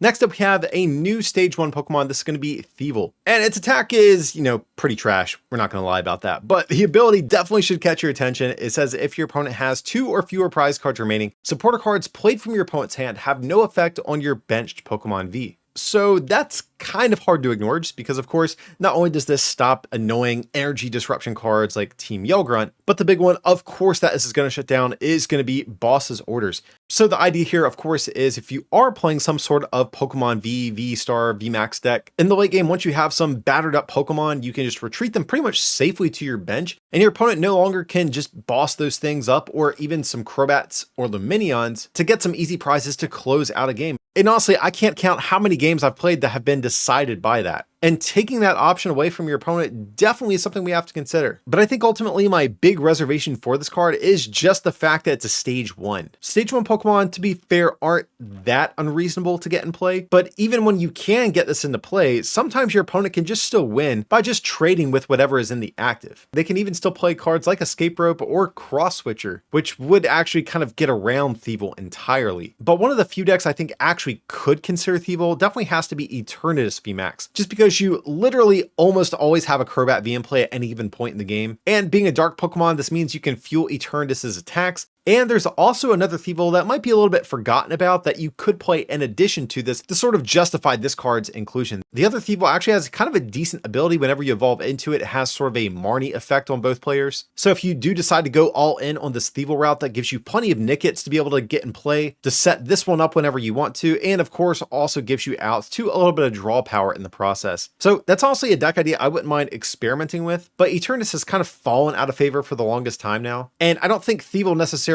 fixes the issues Eternatus has had. In a vacuum, this ability is definitely good. I don't want to muddy the water on that at all. But when it comes to real practical applications for this thing, I think it really does struggle to make a good case for itself. So again, might be worth experimenting with in Eternatus, or maybe if we see some sort of hit and run style deck like Morpeko V pop up and gain some traction again. But other than that, I don't see many redeeming qualities about this card. So unfortunately, I am going to pass on this one. Next up, we're going to take a look at a new Magnezone card with some absolutely sick artwork I just want to point out here.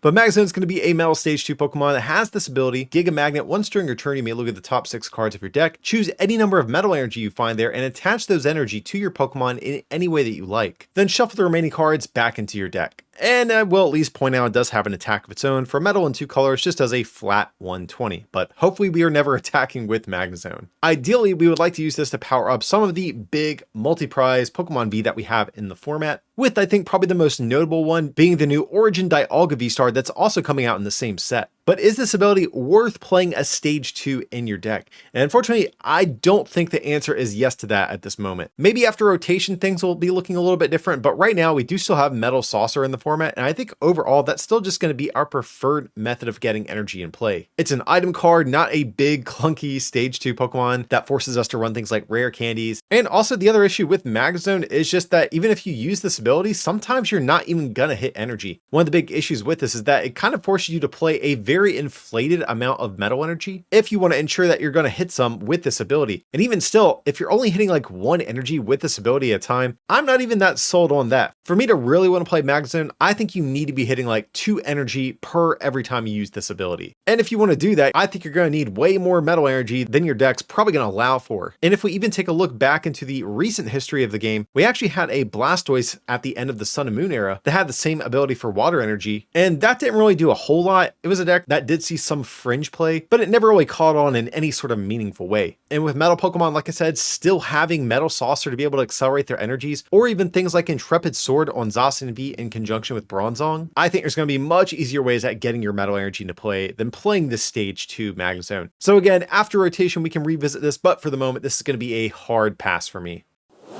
Next up, we have the final fossil Pokemon of the set review. That is going to be Bastiodon. We do have to remember these do evolve from the unidentified fossil item card, and that definitely is going to affect the potential playability of this. But Bastiodon has an ability that says each of your Pokemon takes 30 less damage from the attacks of your opponent's Pokemon V, and also does have an attack here for 2 metal and a colorless is 180, and this Pokemon does 30 to itself. A 30 reduction that stacks against Pokemon V, something we shouldn't scoff at, definitely not. But I don't think we're really going to be tanking with Bastiodon, if I just have to say so. Even if we miraculously get 4 Bastiodons in play, a lot of decks can still just one-shot you, sort of making this ability kind of irrelevant in terms of making this a designated deck. But you definitely could make the argument to play this alongside maybe some other tanky Pokemon. So throughout the set review, we've talked about a fair bit of them. There are things like the new Heatran VMAX, and also some existing favorites like Duraludon VMAX, or even the Stonjourner VMAX. And then a little less tanky than that is going to be also the Zamazenta V that we still have in format that walls against Pokemon VMAX. All these decks definitely could consider Bastiodon, but I have to say, I think if I'm carving out a lot of awkward deck space for an evolution line like this, I actually might be a little bit more interested in the Togekiss we looked at earlier in this set review. The big upside to Bastiodon is that it helps prevent a one-shot, whereas Togekiss doesn't prevent a one-shot, it just heals and forces a 3-shot. But overall, I'm not super stoked on this card at all. Unidentified Fossil is just at the end of the day a really awkward card to search out of deck unless you're playing something like Mew or the Inteleon engine.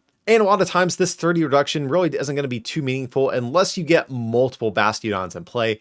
And honestly, setting up just one of these is going to be a pain, much less 2, 3, or 4 of them. And at that point, I think we just have to pass on this card. Next up, we finally have the other of the Origin legendary Pokemon. We have Origin Form Dialga VSTAR. And while Origin Dialga V overall isn't too great, it does have an attack that situationally can be decent. For a colorless energy, you attach up to 2 metal energy from your discard to this Pokemon. So even though at a glance this seems like a good setup attack, you do have to think if you are going second on your first turn using this attack, a lot of the times your opponent is just threatening a knockout on their next turn anyways. So sometimes this isn't going to be good, but as we've seen with Single Strike Urshifu V, its attack sometimes can be viable if your opponent does have a slow start. But of course, Origin Dialga VSTAR, definitely the more interesting of the 2 cards. This guy has a massive 280 HP, much like in the case of Palkia and Arceus, fire weakness, grass resistance, and a 3 retreat cost. But it has 2 attacks, the first one for a colorless does 40 plus 40 more for each metal energy attached to this Pokemon. And its V-Star power, I think the attribute of the card that has gotten the most attention, is going to be an attack for a massive 4 metal and a colorless. It does 220 and you take another turn after this one, but you do skip Pokemon checkup. So of course this undoubtedly evokes big feelings of the old Dialga GX back from the Sun and Moon era, which had a very similar attack, a little bit less damage, but same sort of idea. And that card also did see a little bit of hype leading into its release. Now, if you're wondering how that card did, well, it wasn't part of a deck that saw any sort of widespread success. It did see play in a Magnezone deck back during its time, but the overall deck was only like a tier 3 or tier 2 deck at best. So there is some important context there in terms of deciding if this Origin Dialga is good by comparison. But speaking of Dialga GX, I know this discussion is largely focused on standard format, but I do want to point out there is some pretty crazy stuff you can actually do with both of these. Because even though you're only limited to 1 V-Star power in a game, that doesn't limit your GX move either. So you can actually technically use this V-Star power to take another turn, use Dialga GX's GX attack to take another turn, and you can even use Medicham V to take a knockout and take an additional turn after that too. And even in Standard, I will point out you can still use Medicham V alongside Origin Dialga V-Star. Though I do worry Medicham doesn't really fix your math in a very meaningful way most of the time. So yeah, the V-Star power definitely really good though. We can one-shot unevolved Pokemon V, as well as some of the bench sitters like Crobats and Luminion, so that's great. I feel like as long as you're getting 2 prizes with this V-Star power, or you're using it to get the first hit in on a 3 prizer, this V-Star power easily gets you the value that you need in a game. But even though the V-Star power is sort of like the main attraction to this card, I actually really do like Metal Blast as well. So of course it has like a pseudo infinite damage cap here. And if you can get to a point where you have 7 energy on this thing, you can one-shot almost everything in the format, potentially needing a choice belt depending on what VMAXs you might go against. But yeah, the first attack definitely can hit like a truck. And also I really like how flexible it is. Only requiring a single metal energy at a time means that if you already did hit something for a lot of damage, you can come in with just a single metal or 2 and just poke them to clean up those KOs without having to put a ton of energy into harm's way. So of course the big issue with Dialga though is the massive amount of energy that this thing requires really for both attacks. So we do have Metal Saucer still in the format, which I think is going to be a no-brainer for this, but also I think the other way you're more than likely powering this thing up is going to be with some combination of Zacian V and Bronzong, because honestly I think you're going to take probably 2 or 3 turns before you really have enough energy into play to take those big one-hit KOs. And as a result, I think you're probably just going to be hiding behind something in the early game, maybe even the new Diancie. I think that definitely could be a good partner here. And just sort of using Intrepid Sword. And then from there, Bronzong can move your metal energies around throughout the rest of the game. So I will say this is going to be actually one of my softer endorsements of the set review. There definitely are some really cool qualities to this card, but it definitely is going to be one of the slower V-Stars that we have in the game, really requiring 2 to 3 turns of setup before you're ready to go. And with how fast and consistent some of these other decks are, is that going to be enough for Dialga, even with this crazy V-Star power? That's something I definitely do have reservation about, but I'm going to go out on a limb here and stand by this card. I think the V-Star power is still really nuts. It might be the key factor that could carry this to some success at the least.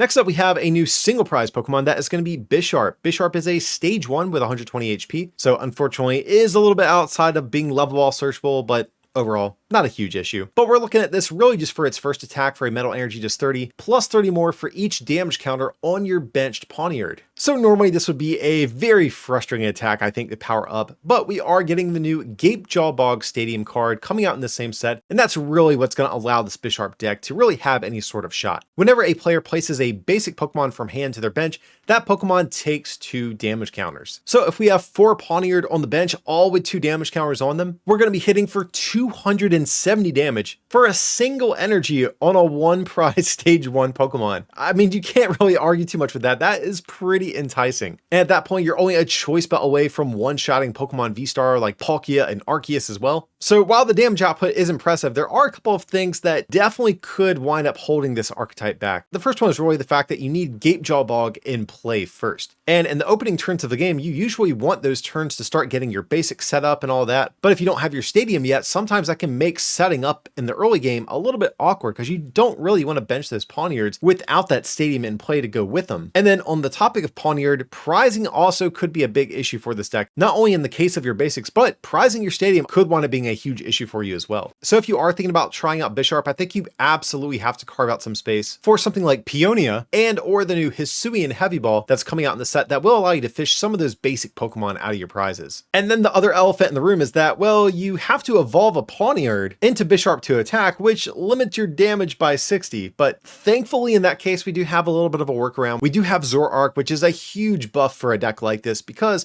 you can just discard your Bisharps, then transform into them with Zoroark, being able to leave 4 damaged Pawniards still on your bench to keep your damage maxed out at all times. Bisharp's definitely, I think, going to be a pet deck of mine for this set that I really do want to make work. You guys know I am a huge fan of single prize decks, and especially this being only a stage 1 that attacks for, again, only a single energy, does make this a little bit easier to make use of than some of the other single prize attackers we've seen in this set review. And I feel like as long as you're ever able to take at least one big one-shot against a V-Star throughout the course of a game, you can probably win with this Bisharp. If you're exclusively trading 2-hit KOs, I do start to worry a little bit, but again, thanks to Zoroark and Choice Belt, we do have some ways at keeping that damage output pretty high to allow your deck to do that. So I'm going to land in the middle on this card. This is one of those that you really want to love, but it definitely could have some consistency issues when it comes to keeping 4 damaged Pawniard in play at any given point. Next up, we have Garchomp getting the Pokemon V treatment. This is going to be a new basic Pokemon with 200 HP, as usual with Dragon Pokemon, no weakness or resistance, and also no retreat cost in the case of this card too. But Garchomp has two different attacks. First one for a water fighting colorless just does a flat 120. And its second attack, probably a little bit more interesting here for a water 2 fighting and a colorless. You discard 3 energy from this Pokemon and do 220 damage to one of your opponent's Pokemon. And laughably, don't apply weakness and resistance for bench Pokemon, but of course guys, Dragon Pokemon hit nothing for weakness or resistance, so not something we really have to worry about. So let's talk about the few good aspects about this card. No weakness and free retreat are always welcome, especially the free retreat, and being able to hit for 220 is actually kind of a decent number, just because you're going to one-shot everything other than Pokemon V-Star and V-Max. But my issue is, do I really want to get 4 energy, 2 of which being different types, on a basic Pokemon that gets easily return KO'd, just to knock out potentially a basic Pokemon V when I could just play something like Boss's Orders? Nah, I can't say I really want to do that. And if your opponent's playing Manaphy, at that point you're just hitting the active for 220 for 4 energy, which is absolutely horrible. That being said, Flygon V from Brilliant Stars was actually very similar to this. This is kind of like the sniping version of that card. And Flygon actually has popped up and seen a little bit of play in certain Arceus variants, just because of how good that Trinity Nova attack is at setting up these Pokemon with these clunky energy costs. And to be fair, we do have a couple of other ways at accelerating energy to this guy. Of course, we still do have cards like Melanie and Frostlass to accelerate water energy, and the new Gutsy Pickaxe is finally going to give fighting energy some easier acceleration of its own. But I just keep coming back to that question I asked earlier. Do I really want to jump through all of the hoops to set this Garchomp up when I can just play a Boss's Orders and do the same thing? And still the answer is unquestionably no to that. And this really bumps me up because Garchomp is such a dope Pokemon, but yeah, this is definitely not its best outing in the TCG by any means. And next up, the only other Dragon Pokemon we're going to talk about today is going to be Regidrago. Or Regidrago? I'm still not sure on the exact pronunciation of this Pokemon, so feel free to correct me down below. But this guy is going to be a basic Pokemon with 130 HP, and we're mainly looking at here for this ability once during your turn. If this Pokemon is in the active spot, you may draw cards until you have 4 cards in your hand, but you can't use more than 1 ability in a turn. And then it does have an attack for a Grass, Fire, and a Colorless, just does a flat 160. So believe it or not, I actually don't hate the attack on this. I definitely think you could consider playing this maybe alongside the other Regidrago and your Cherrim decks, because of course Cherrim can accelerate 2 grass energy and you can attach a fire manually from hand, and 160 can just kind of 2-shot anything, which is fine. But the ability of course is definitely the thing that most people are looking at when it comes to this card. And in a vacuum, this ability isn't too shabby. This is kind of like Kricketune V or even the Oranguru back from the Sun and Moon era. Of course, the big downside, you do have to be in the active, but a lot of the times you can just promote this after something gets knocked out, use this ability, and then from there you can hopefully get out of the active spot. And that's really where this card goes wrong for me, because normally a card like this you would want to promote after something gets KO'd. You use this ability, you slap down Air Balloon, and you retreat into your next attacker. But the issue, of course, is that Regidrago has that very annoying 3 retreat cost, which is just 1 energy shy of being able to free retreat with an Air Balloon attached to this card. And at that point, you have to rely on cards like Switch, Escape Rope, or Scoop Up Net if you do want to be able to move this after you've used this ability. You know, if we have to be in the active spot, we may as well just play the Mew from Celebration, since we actually can get Air Balloon down on that Pokemon. And we can use its ability even when we have 4 or more cards in hand. So this card is definitely a big swing and a miss. Again, if only the retreat cost had been 1 less, I think there could be a case to make for Regidrago, but for right now, there's no way I'm ever going to play this. Fingers crossed we get something like a Floatstone reprint or some other method of eliminating this card's retreat cost. Otherwise, it's just going to be collecting dust in your binder. Next up, we're going to take a look at Hoot. Going to be a new basic Pokemon here with this ability. As long as this Pokemon is in play, basic energy attached to your benched Pokemon can't be discarded by the effects of your opponent's items and supporters. So this is actually kind of like the Greedent back from, I believe it was Chilling Reign. Had a very similar ability, but I remember back in my set review when I was talking about Greedent, one of the big issues that I think that card faced was the fact that it was a stage 1. So I think Hoot does sort of look to alleviate one of the big issues that did plague that Greedent card. But unfortunately for Hoot, I don't see as much of a need lately for this style of ability. If you guys look through the results of recent tournaments, you're not going to see a whole lot of decks really focusing on energy denial cards like Team Yellgrunt or Crushing Hammer. And in fact, some of the only decks that are playing energy denial cards are playing cards like Fan of Waves, which target special energy. And then I think the other big nail in the coffin for this card currently at least is the fact that this is just for basic energy on your benched Pokemon. You know, I could maybe forgive the limitation of basic energy if this applied to our active as well, but I've got to say, even though I do think there is some long-term potential for this card if hammers do wind up making a resurgence, right now this is just a far too limiting ability. No doubt Hurte's going to be one of the cheapest cards from the set, so I think it's probably still worth having on hand, just in case we do start to shift more towards an energy denial heavy metagame. But right now this ability is too restrictive and is not going to come into play in the overwhelming majority of games that you're going to play.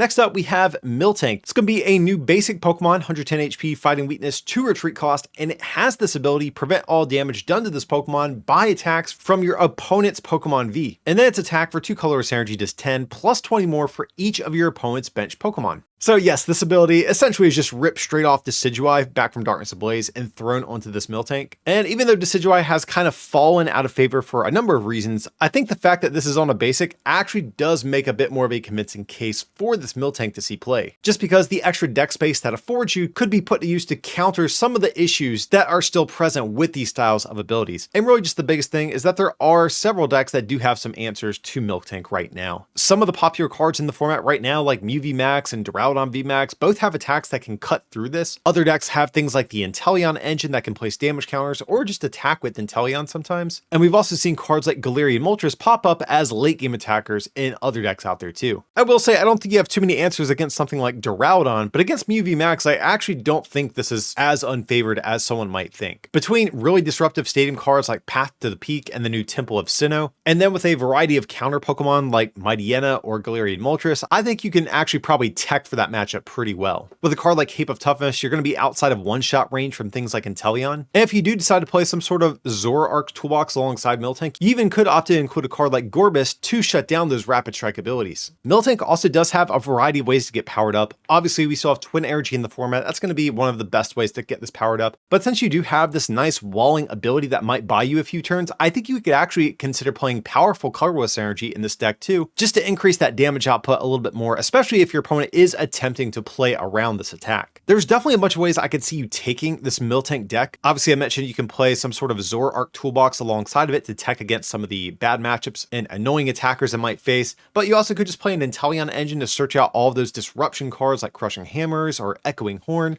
Right now, I don't really see Decidueye making a comeback, but Miltank, like I said, being a basic Pokemon is huge because that just opens up so much extra space. If we just count, you're going to eliminate 4 Rowlet, 1 to 2 Dartrix, and 4 rare candy, so you're gaining an additional 9 or 10 slots in your deck. I just think that's such an attractive quality that Miltank has over Decidueye, and could ultimately lead to these walling style decks making a comeback.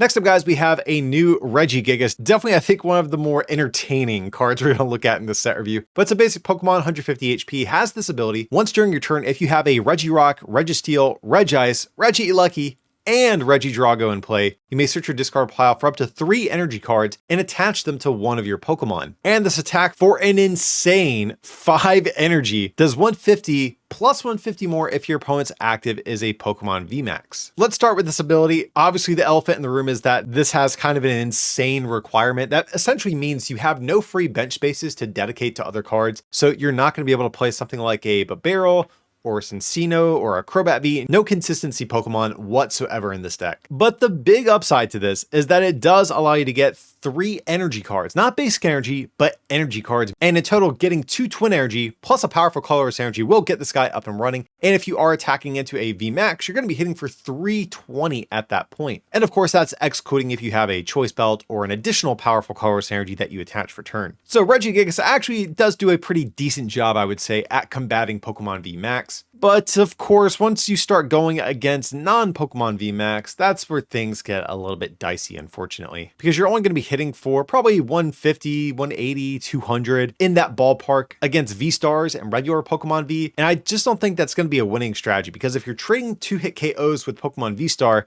more than likely they're going to be more consistent than your Regigigas deck. I think it's almost a sure thing they're going to get the first attack off every game. And if they do, they're eventually going to just win the prize exchange that way. Unless you do sneak back into the game with like a boss's orders on something like a Crobat at some point. So Regigigas is definitely a really fun card. I'm still probably going to do a video on this deck at some point just because of how fun it probably is. But as we are trending more and more towards a V-Star heavy metagame with only a few Pokemon VMAX still seeing play, in conjunction with the fact that you can't play any support Pokemon whatsoever, means that I absolutely have to pass on this card.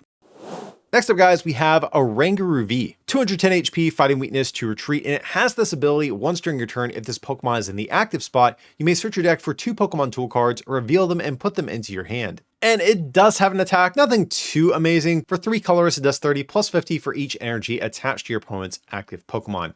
So if they do have 3 energy, which is a very common attack cost, you're going to be able to hit for 180, which is a decent 2-shotting number.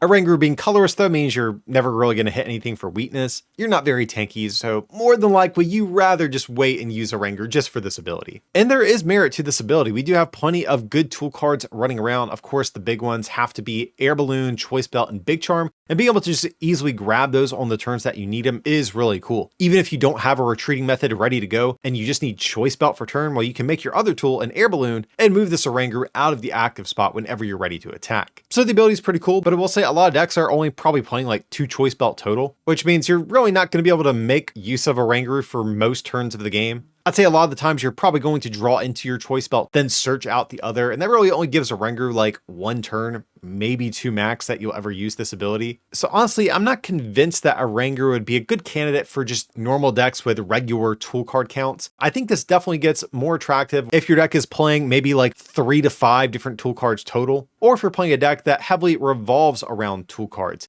And we do have some of those still in the format. Of course, we have the Whimsicott back from Vivid Voltage, and also the recent Pachirisu that we just got back in Brilliant Stars. I will say in the case of Pachirisu, even though this does make sense for that deck, I don't know if you actually have the bench space in my experience. So I think we're going to pass on this for Pachirisu. And at that point, I think we're really only looking at this for Whimsicott. And Whimsicott just honestly hasn't done a whole lot. Definitely not in recent months. When it first came out, it actually was a pretty decent single prize deck. And even though it has gotten a buff from a couple of recent Pokemon like Honchkrow V and now this Oranguru V, I'm still not quite sure if this fixes the issues that Whimsicott previously had. So I've got to say, I was actually really torn on a rating for this card. I think I'm still going to pass for right now, but I definitely could see this changing. And this is definitely, I think, one of the better cards that I've ultimately downvoted throughout this set review.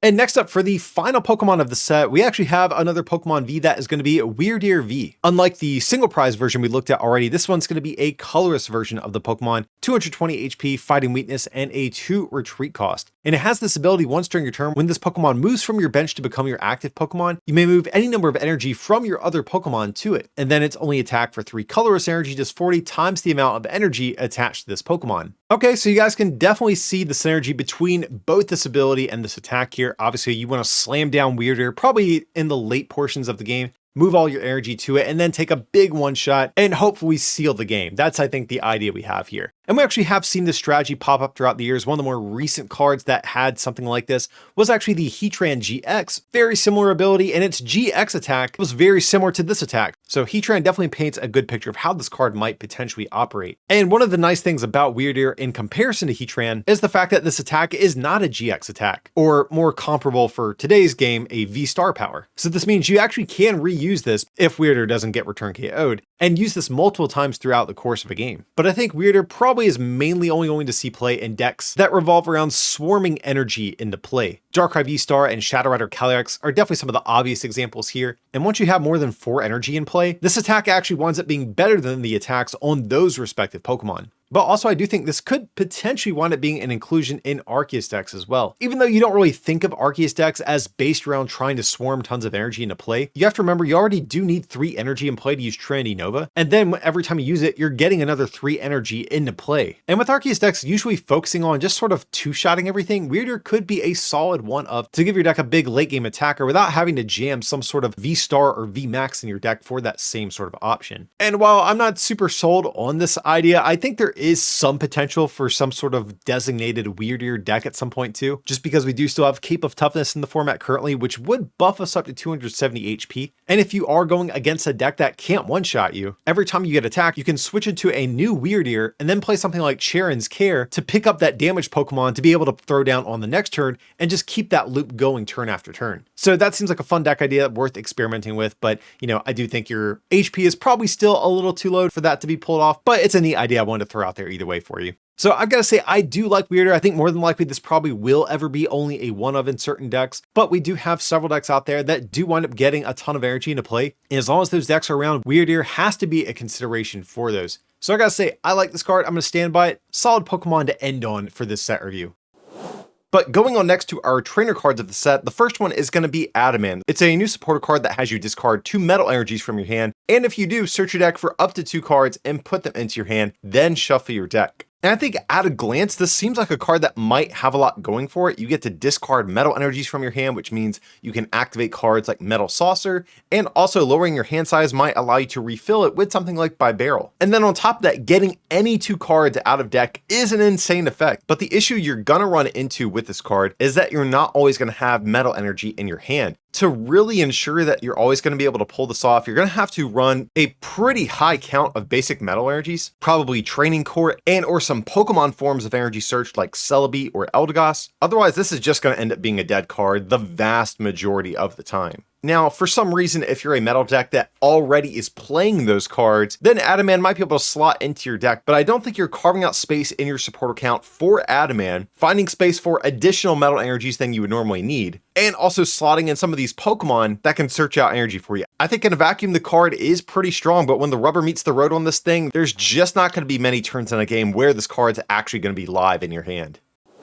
Next up, we're going to take a look at a new item card. This is going to be Canceling Cologne. Your opponent's active Pokemon has no abilities until the end of this turn, and this does include Pokemon that move into the active spot during this turn as well. So this card definitely caught my attention when I first read it. It's essentially kind of like a Diet Hex Maniac. It's item-based form of ability lock, which is fantastic, but unfortunately it does only work on your turn. And that really does limit the types of uses this card has, because so many of these strong abilities we see activate on your opponent's turn. Think of abilities on cards like Genesect V, Crobat V, Drizzile, Inteleon, Arceus VSTAR. This card unfortunately is doing nothing against those. But where this card can be good is for when you're attacking into Pokemon with strong and annoying abilities. So Duraludon VMAX is a good example of this, or think of cards like Decidueye or the new Miltank that we looked at too. So in theory that sounds nice, but I think my big issue is that normally just playing a single copy or 2 of this card isn't going to fix these bad matchups. Like if you're playing against Duraludon VMAX, playing this card even twice more than likely isn't going to allow you to deal with 2 Duraludon VMAX. And if you're going against some sort of wall deck like the new Miltank, again, playing this once or twice isn't going to be able to allow you to beat potentially 4 to 6 Miltank. And that's just ultimately where my interest does start to wane with this thing. Short term, I'm not yet convinced that this card's going to see a ton of play, but there's enough Pokemon with abilities that annoy you on your turn, again, like with Duraludon, Miltank, or even the new Diancie that we also looked at in this set review, to where I'm at least looking at Canceling Cologne seriously when I'm building my decks, especially for decks that do have a strong search engine like Inteleon. For our next supporter card, we have Choi. Both players reveal their hand and draw 3 cards. As you guys know, draw 3 is not a particularly great effect. And usually for a supporter that has you draw 3 cards to see play, it has to have a very solid bonus effect, like in the case of cards like Welder and Melanie, where you get to accelerate energy, or a card like Birdkeeper that allows you to switch. But just revealing your opponent's hand doesn't really provide you that much of a benefit. And on the flip side, you also have to reveal your hand, showing your opponent some of the cards that you have. There was an attempt made to make this card a little bit more enticing, but unfortunately for it, not enough of one. Probably never going to see any play. Next up we have Silene, and this is a new supporter card that says flip 2 coins. For each heads, choose a card from your discard pile and put it on top of your deck in any order. And you guys might be a little bit confused about my rating here, because being a coin flip on a supporter usually is almost destined to get this thing a bad rating for me. And this card is very similar to another supporter that we already have called Opal that does the same thing, but instead you're searching out cards of your deck. And that card has seen absolutely no play, but honestly, I think there is a case to be made for this card. Opal's just allowing you to get those cards sooner, but Silene can potentially give you repeated use out of cards that you normally wouldn't be able to get back. I think one of the decks that probably best shows off why this card might be decent is going to be Mew VMAX. Think of cards like Power Tablets, or even your energies like Fusion Strike energy that might get discarded. Suddenly you now have a way to not only get those back on top of your deck, but also you can just immediately draw back into them with a card like Genesect V. And likewise, any deck that's playing some sort of non-supporter based draw could in theory make use of this. So that's going to be cards like Barrel, like Oranguru, like Radiant Greninja. Obviously though, the big risk to this card is just flipping tails. You only get one supporter per turn, so the one you choose to play is going to be pretty precious. And if you just flip double tails instead of being able to play something like a Research, a Marnie, or a Boss's Orders, definitely feels really horrible, I would imagine. And that's definitely what holds me back from really endorsing this card. But I do still think there is a glimmer of hope for this thing, being able to get back some of those very strong cards that normally have no recovery options, like special energies, like powerful item cards like Crushing Hammer, Cross Switcher, Power Tablets, etc. Have me somewhat optimistic for the future of this card. Next up, we have one of my favorite cards from the set. That is going to be Dark Patch. It says attach a dark energy from your discard pile to one of your bench dark Pokemon. And while newer players might not recognize this card, anyone who's been playing the game for a while now is going to recognize this card back from the Dark Explorer set in 2012, which did come out in May as well as Astral Radiance. So in a way, this kind of is like the 10-year anniversary of this, which does make the occasion of bringing back Dark Patch a little bit more special. But Dark Patch, this was definitely the OG of all of these items that accelerate energy from discard, like Aqua Patch and more recently Metal Saucer. And in today's game, we have no shortage of dark Pokemon that we could potentially pair with this. You guys know some of the big ones that came out in this set, like Samurai and Darkrai. But taking a look a little bit deeper back into the card pool, we still have some older VMAXs like Eternatus and Malamar. For Malamar in particular, this card definitely has me intrigued because up until now, you've had to run Arceus. And even though that has actually worked out to somewhat decent success in tournaments recently, not needing to play an additional stage 1 is definitely something that could give Malamar VMAX a bit of a buff going forward. But even beyond some of the VMAXs, there's a bunch of basics running around that definitely are going to have their eye on this card. Moltres V stands out to me, especially because with a Choice Belt, Dark Patch, its ability, and an attachment, we can do 220 as early as the first turn of the game, which might actually make Moltres more of a viable attacker on its own. We still have Sableye, which has kind of always struggled with getting that second attachment. And the other dark Pokemon that's kind of struggled to really catch on up until now has been Hoopa V. It has a really great ability, but it's never really found the right home. Like Fusion Strike decks can't use it because it requires multiple turns of attachments. And then sometimes Arceus decks are going to struggle to make use of it because it's a basic with fairly low HP and it might just get picked off on your bench on the next turn. And now Dark Patch provides that card and out to be able to get powered up a little bit more easily and take advantage of that great ability that allows it to hit multiple popular types of Pokemon for weakness. And in terms of how we get dark energy into the discard pile to use this item, we have staples, of course, like Quick Ball, Ultra Ball, and Professor's Research. But of course, we're also getting Radiant Greninja in the same set, which is like a match made in heaven for Dark Patch, since you can immediately just discard dark energy from your hand to draw cards with your Greninja, and then just accelerate those energies with this card. So I've got to say, it feels good to have Dark Patch back. It's an old favorite for really good reason. I'm stoked to dust off my old copies from Dark Explorers and finally put them to use yet again. Next up, we actually have another item reprint. This one's going to be Energy Lotto. It says, look at the top 7 cards of your deck. You may reveal an energy card you find there and put it into your hand, then shuffle the other cards back into your deck. So even though both of these item reprints that we're looking at today do revolve around getting Energy Lotto is definitely going to be the far less interesting of the two. But that being said, Energy Lotto, I think, is still an okay card. And the big reason for that is because this card does not specify basic energy. And special energies were one of the few cards up until now that Inteleon engines never really had a great way at searching out. You know, some of the Rapid Strike decks also made space for Octillery, but non-Rapid Strike decks really haven't had the greatest way at finding those special energies. And now we finally have a target you can search out with your Drizziles and Inteleon to be able to hopefully hit those special energies on the turns that you're looking for them. But I will say right now, some of the most popular Inteleon decks that play special energy are going to be Arceus variants and Rapid Strike decks. So if you're a Rapid Strike deck, you do have the option of playing Octillery, which might make a card like this less relevant. And then if you're an Arceus deck, you already have Starbirth to be able to search out your double turbo energies on the turns that you want them. So I think Energy Lotto kind of struggles to fit in a couple decks right now, but there's enough good special energies right now to where I feel confident sort of landing in the middle on this one. Special energies have been lacking decent ways at being searched out, so any help they get, I'm going to welcome into the format with open arms. Next up, we have another new item card. This is going to be Featherball. It says search your deck for a Pokemon with a 0 retreat cost, reveal it and put it into your hand, then shuffle your deck. So conceptually, I think this card's kind of cool. It's like the inverse of the old Heavy Ball that searched for Pokemon with 3 or more retreat cost. And now this grabs you Pokemon at the other end of the spectrum here. I wish this was more like Heavy Ball in the sense that you could get Pokemon with 3 and 4 retreat cost. I wish this allowed you to get Pokemon with 1 and 0 retreat cost. Because while there are certain Pokemon in the format that do have a 0 retreat, like the Jolteon and Mew VMAX evolution lines, I'm actually not sure if you're carving out space in your deck for Featherball. Like, is Mew really cutting copies of Ultra Ball to find space for this? I don't think so. Jolteon definitely has a little bit more of a chance since it is based around an Inteleon engine, and this makes like a one of a little bit easier to fit in your deck. But even still, like, what are you cutting to make room for this? Evolution Incense? I don't know. I just feel like the way engines are built right now, Featherball just has a lot of stiff competition. And looking beyond those decks, there's really not too many other great Pokemon with zero retreat right now. I think after rotation, this card gets a little bit more attractive since we are losing, unfortunately, some of these very good Pokemon search staples. But for the moment, I think there's just too much stiff competition for Featherball, and it's probably going to be binder fodder, again, at least until the rotation happens.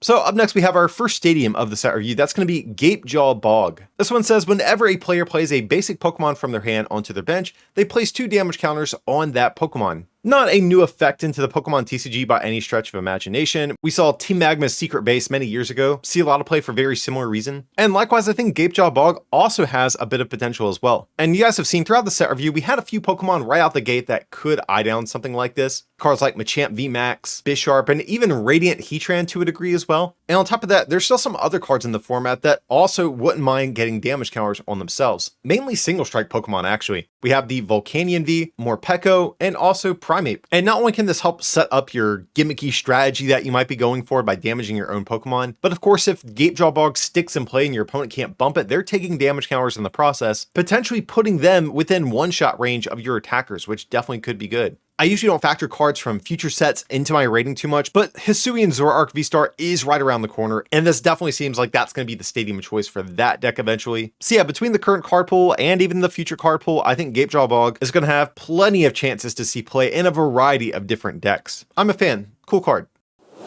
Next up, we have another card that I've been referencing throughout this set review, and that's going to be Gardenia's Vigor. It's a new supporter card that says draw 2 cards, then attach up to 2 grass energy cards from your hand to one of your benched Pokemon. So this is the card that is looking to breathe some new life into some of these grass Pokemon that just haven't been very playable for the longest time now. And the big comparison, rightfully so, that most people have been making is that this is essentially like the grass version of the very powerful Welder card that came out back during the late Sun and Moon era. And there definitely are some pros and cons with Gardenia's Vigor compared to Welder. There are some downsides, the big ones being that this is only 2 cards, not 3, and that this is limited to just benched Pokemon. But where this card is much better is the fact that you don't actually attach the energies until after you draw cards. I know that seems like only a very subtle difference, but if you've ever played with Welder, you've probably had games where you're like, man, I only have this 1 energy, I really need 2 to be able to get my attack off. But with Gardenia, you have a chance to hit the energy off of your draw effect and then attach them, which is absolutely huge. I can't stress that enough. So of course, we looked at a few cards already in the set review, with one of the big ones being Hisuian Lilligant VSTAR. But if we take a peek back through the card pool, there are a number of underappreciated grass Pokemon that definitely could have their eye on Gardenia here. We have the recent Leafeon VSTAR that actually might end up being its own Leafeon deck now and not just being relegated to being a one of bench sitter and Leafeon VMAX decks. There's the recent Zarude V from Brilliant Stars, and there's even some wackier stuff like Venusaur VMAX that does more damage for every grass energy you have in play. And we also have to remember too, this is not just for grass Pokemon, even colorless Pokemon can abuse that. And that's another area where I think this card shines. Even cards like Arceus VSTAR can make use of this. And I've got to say, that actually seems pretty promising to me on paper. Because now, even if you whiff your double turbo energy on turn 1, you now have another out the Trinity charge by using Gardenia's Vigor. And if you do go kind of heavy on this Gardenia for your Arceus decks to get powered up, you can kind of avoid that damage reduction that double turbo causes. Now, I will say one of the big issues that Gardenia faces in comparison to Welder is that it doesn't have something like Giant Hearth that could just sit and play and grab you energy every turn. You might have to play a card like Training Court, or maybe even some Pokemon like the Eldegoss to search out energies whenever you want to attach them. Especially with grass attackers that aren't playing Hisuian Lilligant VSTAR to search out those energies with its VSTAR power. But overall, I think Gardenia's Vigor is a slam dunk of a card. Both Welder and more recently Melanie have sort of proven their worth, and I don't really see any reason why Gardenia wouldn't fare just as well. Next up, we have another supporter. This is going to be Grant. Grant says, during this turn, your fighting Pokemon's attacks do 30 more damage to your opponent's active Pokemon before applying weakness and resistance. So just at a glance, this kind of just seems like a worse version of Leon since it's only for fighting Pokemon. But really the thing that makes Grant such an interesting card is the secondary effect here. It says once during your turn, if this card is in your discard pile, you may discard 2 cards except for Grant from your hand. If you do, put this card into your hand, and this effect here does not actually count as having used your supporter card for turn. The big issue we've seen with these styles of supporter cards that you're usually only playing like one of in your deck is that sometimes they're very frequently hard to use on the turns that you actually want them. But Grant is so cool because you can just pitch it away at any point in the game and then have it safely tucked away in your discard for when the turn comes that you want to actually use this. And with us being in a format without something like Versus Seeker to easily reuse supporters whenever we want them, I just love this effect and I really wish more of these styles of supporters would incorporate something similar going forward. But in terms of the Pokemon that want to use Grant, that's going to be the big thing we have to think of. Some of the big ones, of course, are going to be the different Urshifu cards, though I would argue those guys already kind of hit for the numbers they want to. I'm not sure how often you're going to be playing a card like Grant in those decks. But we are finally getting some fighting Pokemon V-Star like the recent Lucario and also the new Cleaver that we took a look at in this set review too. In the case of Lucario, Grant actually does kind of fix the math for its first attack because if you have a double turbo energy plus fighting, you're hitting for 220 damage, which does knock out basic Pokemon V. And with the choice belt, you're bumped up to 250, but you're still shy at that point of a one-shot on a lot of Pokemon V-Star other than like Arceus that you're hitting for weakness. You're just a Grant away from bumping your damage up to 280, knocking out pretty much anything in your path that doesn't have a big charm attached to it. But I think there's even a number of single prize Pokemon that could have their eye on this card. Specifically, two different stage ones come to mind for me. The first one's going to be the single strike Lycanroc that does more damage for every single strike Pokemon in your discard. So Grant obviously seems like it slots very nicely there. You can pitch away Pokemon and do more damage not only by discarding them, but also now with your Grant supporter card. And kind of on that same note, we also have the Fighting Wormadam that could wind up being a pretty important attacker in some sort of Zoroark toolbox going forward, since I do think Astral Radiance is sort of completing that archetype by giving it cards like Mightyena and the new Wyrdeer. And even beyond using this to do more damage, I think there's actually a couple of cards that could think to use this for other weird reasons. Decks that are playing the Mustard supporter cards are always trying to manipulate your hand sizes, and you actually could use Grant. And decks like that, or really just any deck that might be trying to lower its hand size to draw cards, like with cards like Barrel or Genesect even. And Grant's kind of like a persistent -1 that you always have access to in your discard pile at any given point. I know not every fighting deck is going to make use of this, but I think the card is overall really flexible, and if there's ever any fighting Pokemon that come out that are just shy of taking those big one-hit KOs, Grant easily slots into those decks without really causing much of an issue, I think. Next up, we have another new card to help out fighting Pokemon that is going to be Gutsy Pickaxe. This one's going to be an item that says reveal the top card of your deck, and if it's a fighting energy, attach it to one of your bench Pokemon. Otherwise, reveal it to your opponent and put it into your hand. So Gutsy Pickaxe, it kind of has like a similar vibe of the Dark Patch card we looked at, plus also a combination of the new trekking shoes that we're going to look at later in the set review, kind of merged together into a new card that helps fighting Pokemon instead. So right off the bat, one of the things that I do like about this card is that no matter what state of the game you're in, this card gives you value. So unlike something like Dark Patch, you can just play Gutsy Pickaxe immediately, and even if you don't have fighting energy to accelerate, you're still basically just drawing a card, which is fine. But of course, you would definitely prefer to accelerate that energy to a Pokemon, and that's something that is really sick to see, just because fighting Pokemon never get great energy acceleration. It's never really been their thing. So the fact that we're getting an item-based form of acceleration that also doubles as a consistency card is definitely something I love to see for the type. Now, of course, the big downside to this is that the top card of your deck has to be a fighting energy, so you are going to need ways at manipulating your top deck thanks to cards like the Primate Wisdom Oranguru or even Rotomphone. So really just any fighting deck that attacks for multiple attachments has to consider this, I think, with maybe single strike Urshifu being one of the only exceptions, just because you already have Houndoom to help get that deck set up. But this definitely could be an alternative to playing something like Melanie for your Rapid Strike Urshifu decks. Thanks to Gutsy Pickaxe plus a Rapid Strike energy, you can actually chain Gmax Rapid Flows if you want to. Other cards like the recent Lucario V-Star and also the new Cleaver V-Star definitely are going to be eyeing this down. I don't think it's going to be quite as format defining as something like a Dark Patch that we just looked at, just because inherently the way you accelerate the energy is a little less consistent, but the card is still good and fighting Pokemon have been overdue for some proper energy acceleration. Next up, we have another new item. This is going to be Hisuian Heavy Ball. You look at your face down prize cards, you may reveal a basic Pokemon you find there and put it into your hand. Then shuffle this Hisuian Heavy Ball into your remaining prize cards and put them back face down. And if you don't reveal a basic Pokemon, you put this card in the discard pile instead. So I think this is much better than the Featherball we just looked at a little bit earlier. We've all been there. We've all had those games where we prize key Pokemon that we need to win. Maybe if we're going against Rapid Strike Urshifu, we prize our Manaphy. Or if we're playing like a 1-1 line of some other Pokemon, we might prize a piece of that. And with the new Radiant Pokemon coming out in this set, those are going to be one-ofs naturally that we don't want to prize. So Hisui and Heavy Ball does a great job at allowing you to get around that without having to play something like Peonia. Not that Peonia is particularly bad, but that's going to be a supporter card. It's inherently more difficult to play, whereas this, you can just immediately play it at any stage of the game. And there's definitely going to be certain decks out there that really can't afford to prize certain Pokemon. So think of decks like the Bisharp deck we looked at in this set review, or even something like the Durant Mill deck. If you prize even a single copy of those cards, that really drastically limits the power of those decks' corresponding strategies. In the case of Durant, you're not going to be able to mill as many cards every turn. In the case of Bisharp, you're going to be capped 60 damage lower, and this is such an easy way at alleviating those issues. So while this is definitely not going to be a card that's going to be like a staple of every deck going forward, certain decks like these that are playing a bunch of important one-ofs, or their basics are just absolutely integral to a key strategy of their deck, are going to be eyeing down probably at least one of these for their list going forward. And I gotta say, I really like the card. I think it's great that we no longer have to rely on Peonia to get this type of effect in certain decks.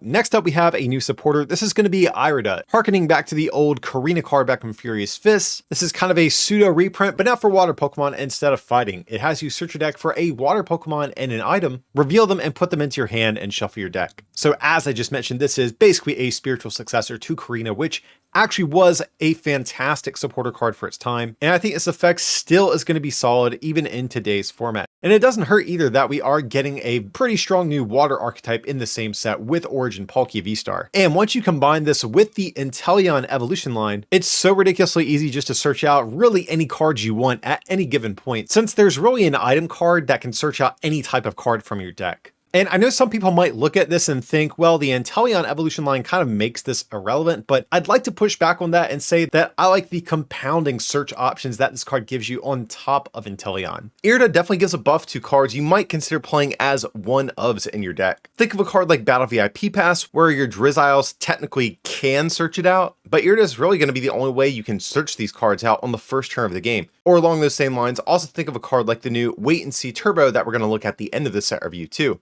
And if you are choosing to play Inteleon on top of Irida, that actually really could help enable cards like Cross Switcher to be more viable, as every Irida you play can grab one Cross Switcher plus an Inteleon piece to search out the other half. So I think there's going to be a lot of really interesting combos that this card is going to enable. And even in non-water attacking decks, if you are playing an Inteleon engine, I do still think there is a world where you might play some copies of this card. But like I said, right out the gate, Palkia VSTAR is definitely going to be the big deck that you're probably going to see this played alongside the most. But really, that sort of makes us look at any new water Pokemon coming out in kind of a different light. Great new supporter, love to see it. We have our next stadium card that's going to be Jubilife Village. This one says once during each player's turn, that player may shuffle their hand into their deck, and if they do, they draw 5 cards, but their turn ends. So this card definitely has big mom, I want tropical beach. No, we have tropical beach at home sort of vibes here. And even though this isn't as good as tropical beach, I still imagine you would see this play in the same styles of decks if they were popular today. Generally, I think the vast majority of decks aren't really taking their time slow enough to use a card like this. If we do see decks make use of like a heavy Diancie count and hide behind Diancie while they power up a big attacker on the bench, I could see a world where maybe you're ending your turn every turn with Jubilife Village, just trying to refill your hand while you're getting set up. But right now there's a ton of great stadiums that really give Jubilife Village some pretty stiff competition. Like if you're playing this, that means you're not playing a Path to the Peak. You're not playing Temple of Sinnoh. You're not playing Collapse Stadium. You're not playing Training Court. Though there's not too many of them right now, we also have seen decks throughout the course of the Pokemon TCG that actually don't focus on attacking. We've seen decks like one of my favorites of all time, the Chandelure Vileplume deck, do all of its damage through abilities and would use a card like Tropical Beach to end their turn instead of attacking. We do have some cards kind of like that, like an Orbital VMAX right now in the format. So that's also an avenue we could potentially keep in mind as we get more and more cards added to the game as well. So as you can tell, I do think short term, this card has some issues here. And if you did think I should have downvoted this one, I actually wouldn't begrudge you for that at all. But I still do like this effect. I think it's pretty solid. And I'm going to cling to a little bit of hope that things might change for this card in time. So I'm going to land in the middle on this one, but definitely not the best stadium that we're getting in this set. Speaking of cards that aren't the best in the set, we also have a new supporter. This is going to be Kamado. You discard all cards from your hand except one, then draw 4 cards, and you can't use this card if it's the last card in your hand. So conceptually, I actually do like Kamado. I think this is a really cool idea for a trainer card. Even though a lot of decks don't mind dumping their entire hand with a Professor's Research, we've all had those games where we're just like, I really can't afford to discard my last boss's orders with this research, or your last rare candy, or whatever it might be. So I do like the idea of a supporter that is kind of in the same vein as research, but gives you a little bit more flexibility about what you want to discard. And again, just conceptually, I actually really do like this for one prize decks, especially stage 2 decks, because you can keep that rare candy or that stage 2 that you need, and hopefully draw into the other piece of the combo that you need. I think my issue though just comes with the amount of cards that we're drawing. We're basically drawing up until 5 with this, which isn't awful. This is definitely better than Choi that we already looked at in this set review. But I think for me to actually commit to playing this, I think this would have needed to maybe have been draw 5. There's definitely going to be certain decks that could play this. Of course, things like Mad Party, the Wormadoms, maybe even Flaffy decks. But right now, the other pool of supports that we have, I think is strong enough to where Kamado is just shy of actually being in the same tier as them.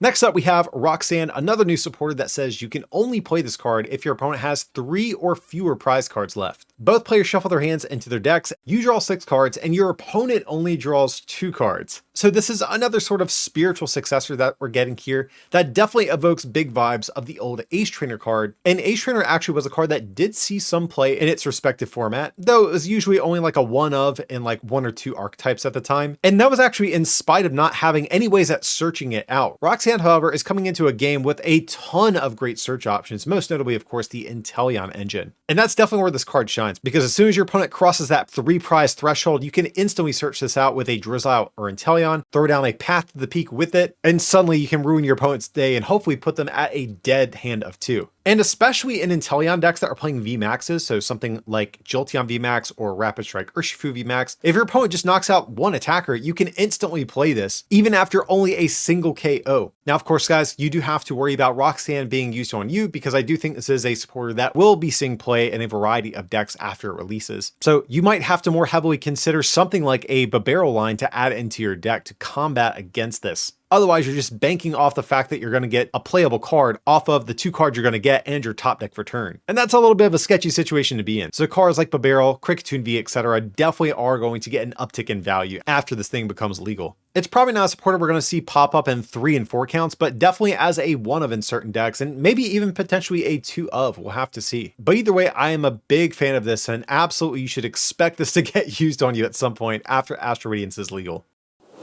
Next up, we have Spicy Seasoned Curries, a new item card that says heal 40 damage from your active Pokemon, but your active Pokemon is now burned. So this is a very convoluted way at healing 20 damage effectively, because you're going to heal 40, but then in between turns you take 20 from burn. Though you can do some weird stuff where you heal 40, then after you become burned, you switch onto the bench and get back into the active and keep attacking, and that would heal the burn off, but that's, as you can tell, really clunky to pull off. So as you can probably tell, this card is pretty weak in terms of it being a healing card. The card definitely has a little bit more potential as a way at inflicting status conditions on yourself. Like, for example, there is a Galarian Slowbro that's in the format that does more damage if it's affected by a special condition. So this definitely could help decks like that, especially once we get closer to the Lost Origin set where we're getting that Hisuian Electro V. But up until then, the card's going to have really no practical use that I can see. So maybe have some on hand for whenever Electrode comes out, but they're not going to be doing a whole lot for you until then.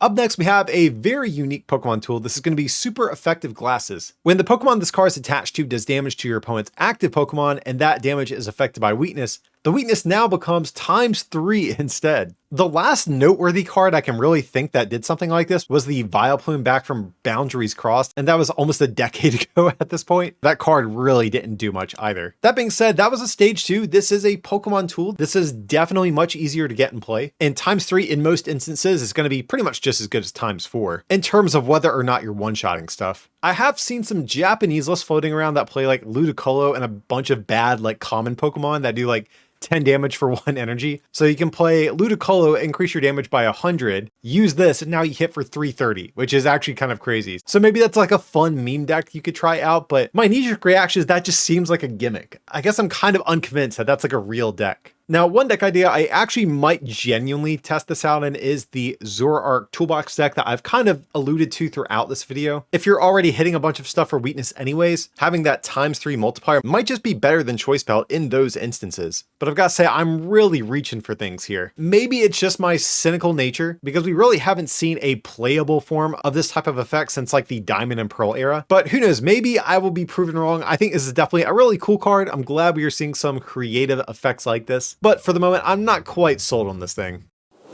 Next up, we have the Sweet Honey item card. Choose one of your Pokemon, then flip a coin until you get tails, and for each heads, heal 40 from that Pokemon. So I've got to say, I think the best use is sitting in your hand when you're playing Vespiquen. That's it. I don't think this is a particularly great healing method. Like, it definitely has a similar vibe to me as the Lucky Ice Pop item card. Even though the wording on that card is a little bit different, you're kind of trying to do the same thing. You're trying to flip as many heads as possible to keep getting that card back into your hand. But the thing I like better about that is that you get at least one guaranteed effect with that no matter what. Because you heal 20, and no matter what you flip afterwards, you still are healing some damage. Whereas Sweet Honey, half the time, you're not even going to get a single heads, and you basically just play this for no reason. So I've definitely got to pass on this one. You're probably never going to see this actually see play unless Vespiquen catches on at some point.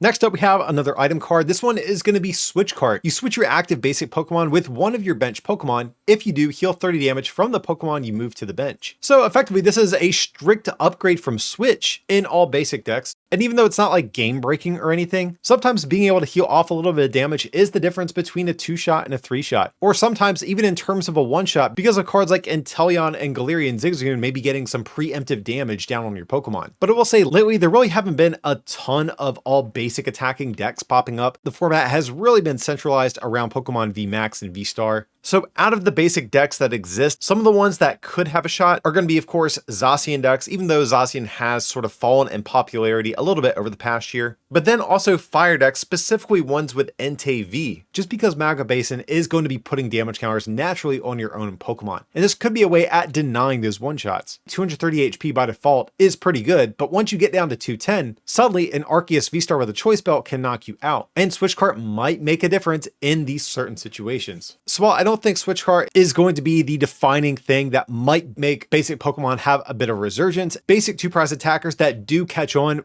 we are playing this over Switch. It's just a no-brainer at that point. And for our last stadium card of the set review, we have Temple of Sinnoh, and I definitely think we saved the best of them for last. This one says, each special energy attached to a Pokemon in play provides colorless energy and has no other effect. One thing I do like about the stadium is that it's both sort of a offensive and defensive card at the same time. So of course, it is mainly sort of a passive defensive card because you can slap this down and play. And if your opponent attaches something like a Rapid Strike energy or a Double Turbo energy, suddenly those things are almost completely nerfed and provide none of the effects that really make them playable cards to begin with. And if this stadium remains unchecked throughout the rest of the game, those decks are going to be in some serious trouble. But when I say this is an offensive card, I also mean that in a way where you can choose to shut off your opponent's energies to do certain things on your turn. So think back to the Hisuian Sneasler V. As I mentioned, that card is going to struggle against Mew VMAX because of those pesky Fusion Strike energies. Now with Temple of Sinnoh, you're now going to be able to inflict those special conditions with your abilities and take those big one-hit knockouts. And with some of the biggest new V-Star Pokemon in this set looking to play predominantly basic energy, with cards like Darkrai VSTAR, Hisuian Lilligant, and Origin Palkia, there might be more and more decks running around that can make use of this. And suddenly, if you are these decks that are playing all these special energies, you better come prepared with some counter stadiums, otherwise your deck is going to be in some massive trouble. So definitely a big fan of Temple of Sinnoh. People need to watch out for this one. Next up, we have Trekking Shoes, another card I've mentioned a few times throughout the set review. This is going to be a new item that says, look at the top card of your deck. You may put that card into your hand or discard it and draw one card. So yet again, another sort of spiritual successor. This is definitely going to be very similar to the Acrobike we've had in the past. In the case of Acrobike, you just looked at two and kept one and discarded the other. So in the way that this is worse is that if you do want to see two cards, you have to discard the first one, whereas Acrobike, you would have a choice to discard the first one or the second one. But where this card is better is that frequently you're going to have times where you don't even need to discard the other card. You just draw one, and if you like that card, you can keep it and don't have to discard any additional resources. But the discarding effect a lot of the time isn't even going to be bad here, because so many decks do want cards in the discard pile, of course, like decks that accelerate energy out of discard with dark Pokemon, fire Pokemon, water Pokemon, etc. And the discard effect can sometimes just be nice to toss away resources you no longer need, like extra copies of Battle VIP Pass after the first turn of the game. And just in general, non-supporter based draw options, especially item based, is one of the strongest ways of drawing cards you can possibly have. This definitely seems like one worth testing out in UV Max. But some other decks you might consider also, of course, going to be Darkrai VSTAR, some of the decks that want Pokemon in the discard pile like Mad Party, and who knows, maybe this even will help revive Zacian V, which has definitely been an attacker that's sort of fallen off in recent months. Definitely a very aggressive card, but one of the best items I think we actually saw in this whole set.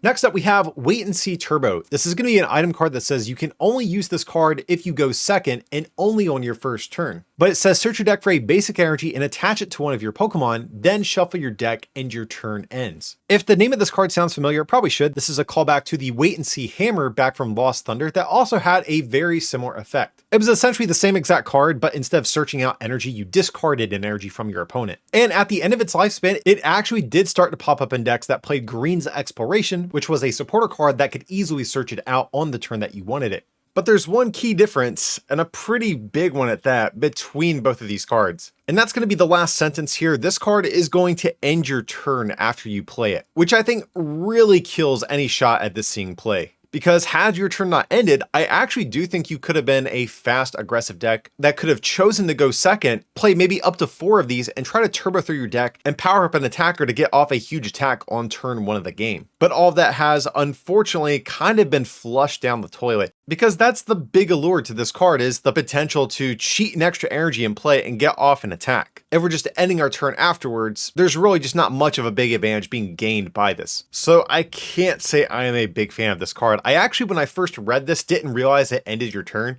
I was actually pretty stoked on this card and thought people were like heavily sleeping on it. But then after I reread it, I was like, oh, okay, yeah, this card is pretty much trash here. But I will still remind you guys, this is item-based form of energy acceleration. And there is a world where maybe some of these decks that played heavy counts of search-based supporters could maybe still think to include this in their deck. But I think that's going to be a bit of a long shot, and the overwhelming majority of decks will not be playing this whatsoever.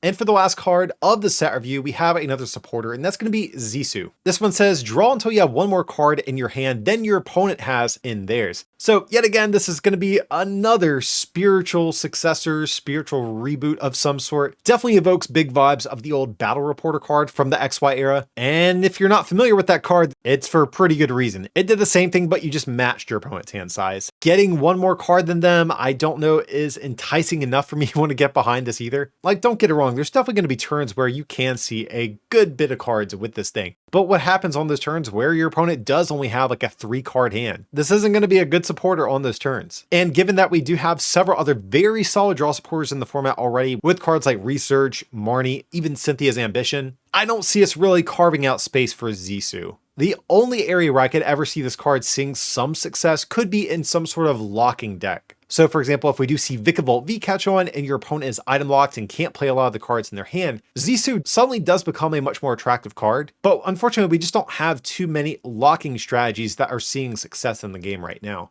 And as a result, Zissou really doesn't have much of a home. So I hate to end the set review on kind of a sour note like this, but unfortunately, Zissou probably isn't going to see much play. But with that, guys, we have finally made it to the end of my Astral Radiance set review. I knew this was a long one, so I appreciate you guys sticking out to the very end like this. And before we close out, I just want to go over some of my final thoughts on this set as a whole. Astral Radiance had a lot to live up to since we just came off Brilliant Stars, which has been one of the best Sword and Shield sets I think we've had. There's a lot to love here. Of course, we are building on the new V-Star mechanic that we just got back in Brilliant Stars. So happy to see more of those introduced with more than just one being playable. And one of the reasons we are seeing so many good V-Stars is because of a ton of energy acceleration in this set as well. Honestly, I can't remember the last time we saw a set give 3 big energy acceleration engines. We're getting the new Gardenia's Vigor, we're getting Gutsy Pickaxe for fighting Pokemon, and then we are seeing the glorious return of Dark Patch for dark Pokemon. And it's not just those. We got some really playable items, stadium, and supporter cards pretty much across the board here. And of course, the big hook to this set is going to be the introduction of Radiant Pokemon. And luckily, 2 of the 3 are really solid cards that probably will see play right out of the gate with this set. There's not really a whole lot to complain about, but if I did have to pick something, it would be that the Pokemon VMAX we've been seeing are only sort of declining in quality ever since Brilliant Stars. And unfortunately, along with them, we also didn't see very many good single prize archetypes be introduced. But despite all this, I'm still landing on a 5 out of 5 for Astral Radiance. This is definitely an amazing follow-up to Brilliant Stars and has some seriously impactful cards across the board. But you guys just heard me ramble about this set for 2 hours. Let's switch things up. I want to hear what you think. Did you find yourself disagreeing with me at all today? Did I rate anything a little bit too high or maybe not high enough? Definitely let me know your thoughts down below in the comment section. But if you did enjoy today's video, as always, remember to smack that like button. And if you want to take that support to the next level, you can also become a patron at patreon.com/rarecandytcg, or you can pick up some merch at rarecandytcg.com. Links to those will be down below in the description. But as always, thanks so much for watching, and I will see you next time.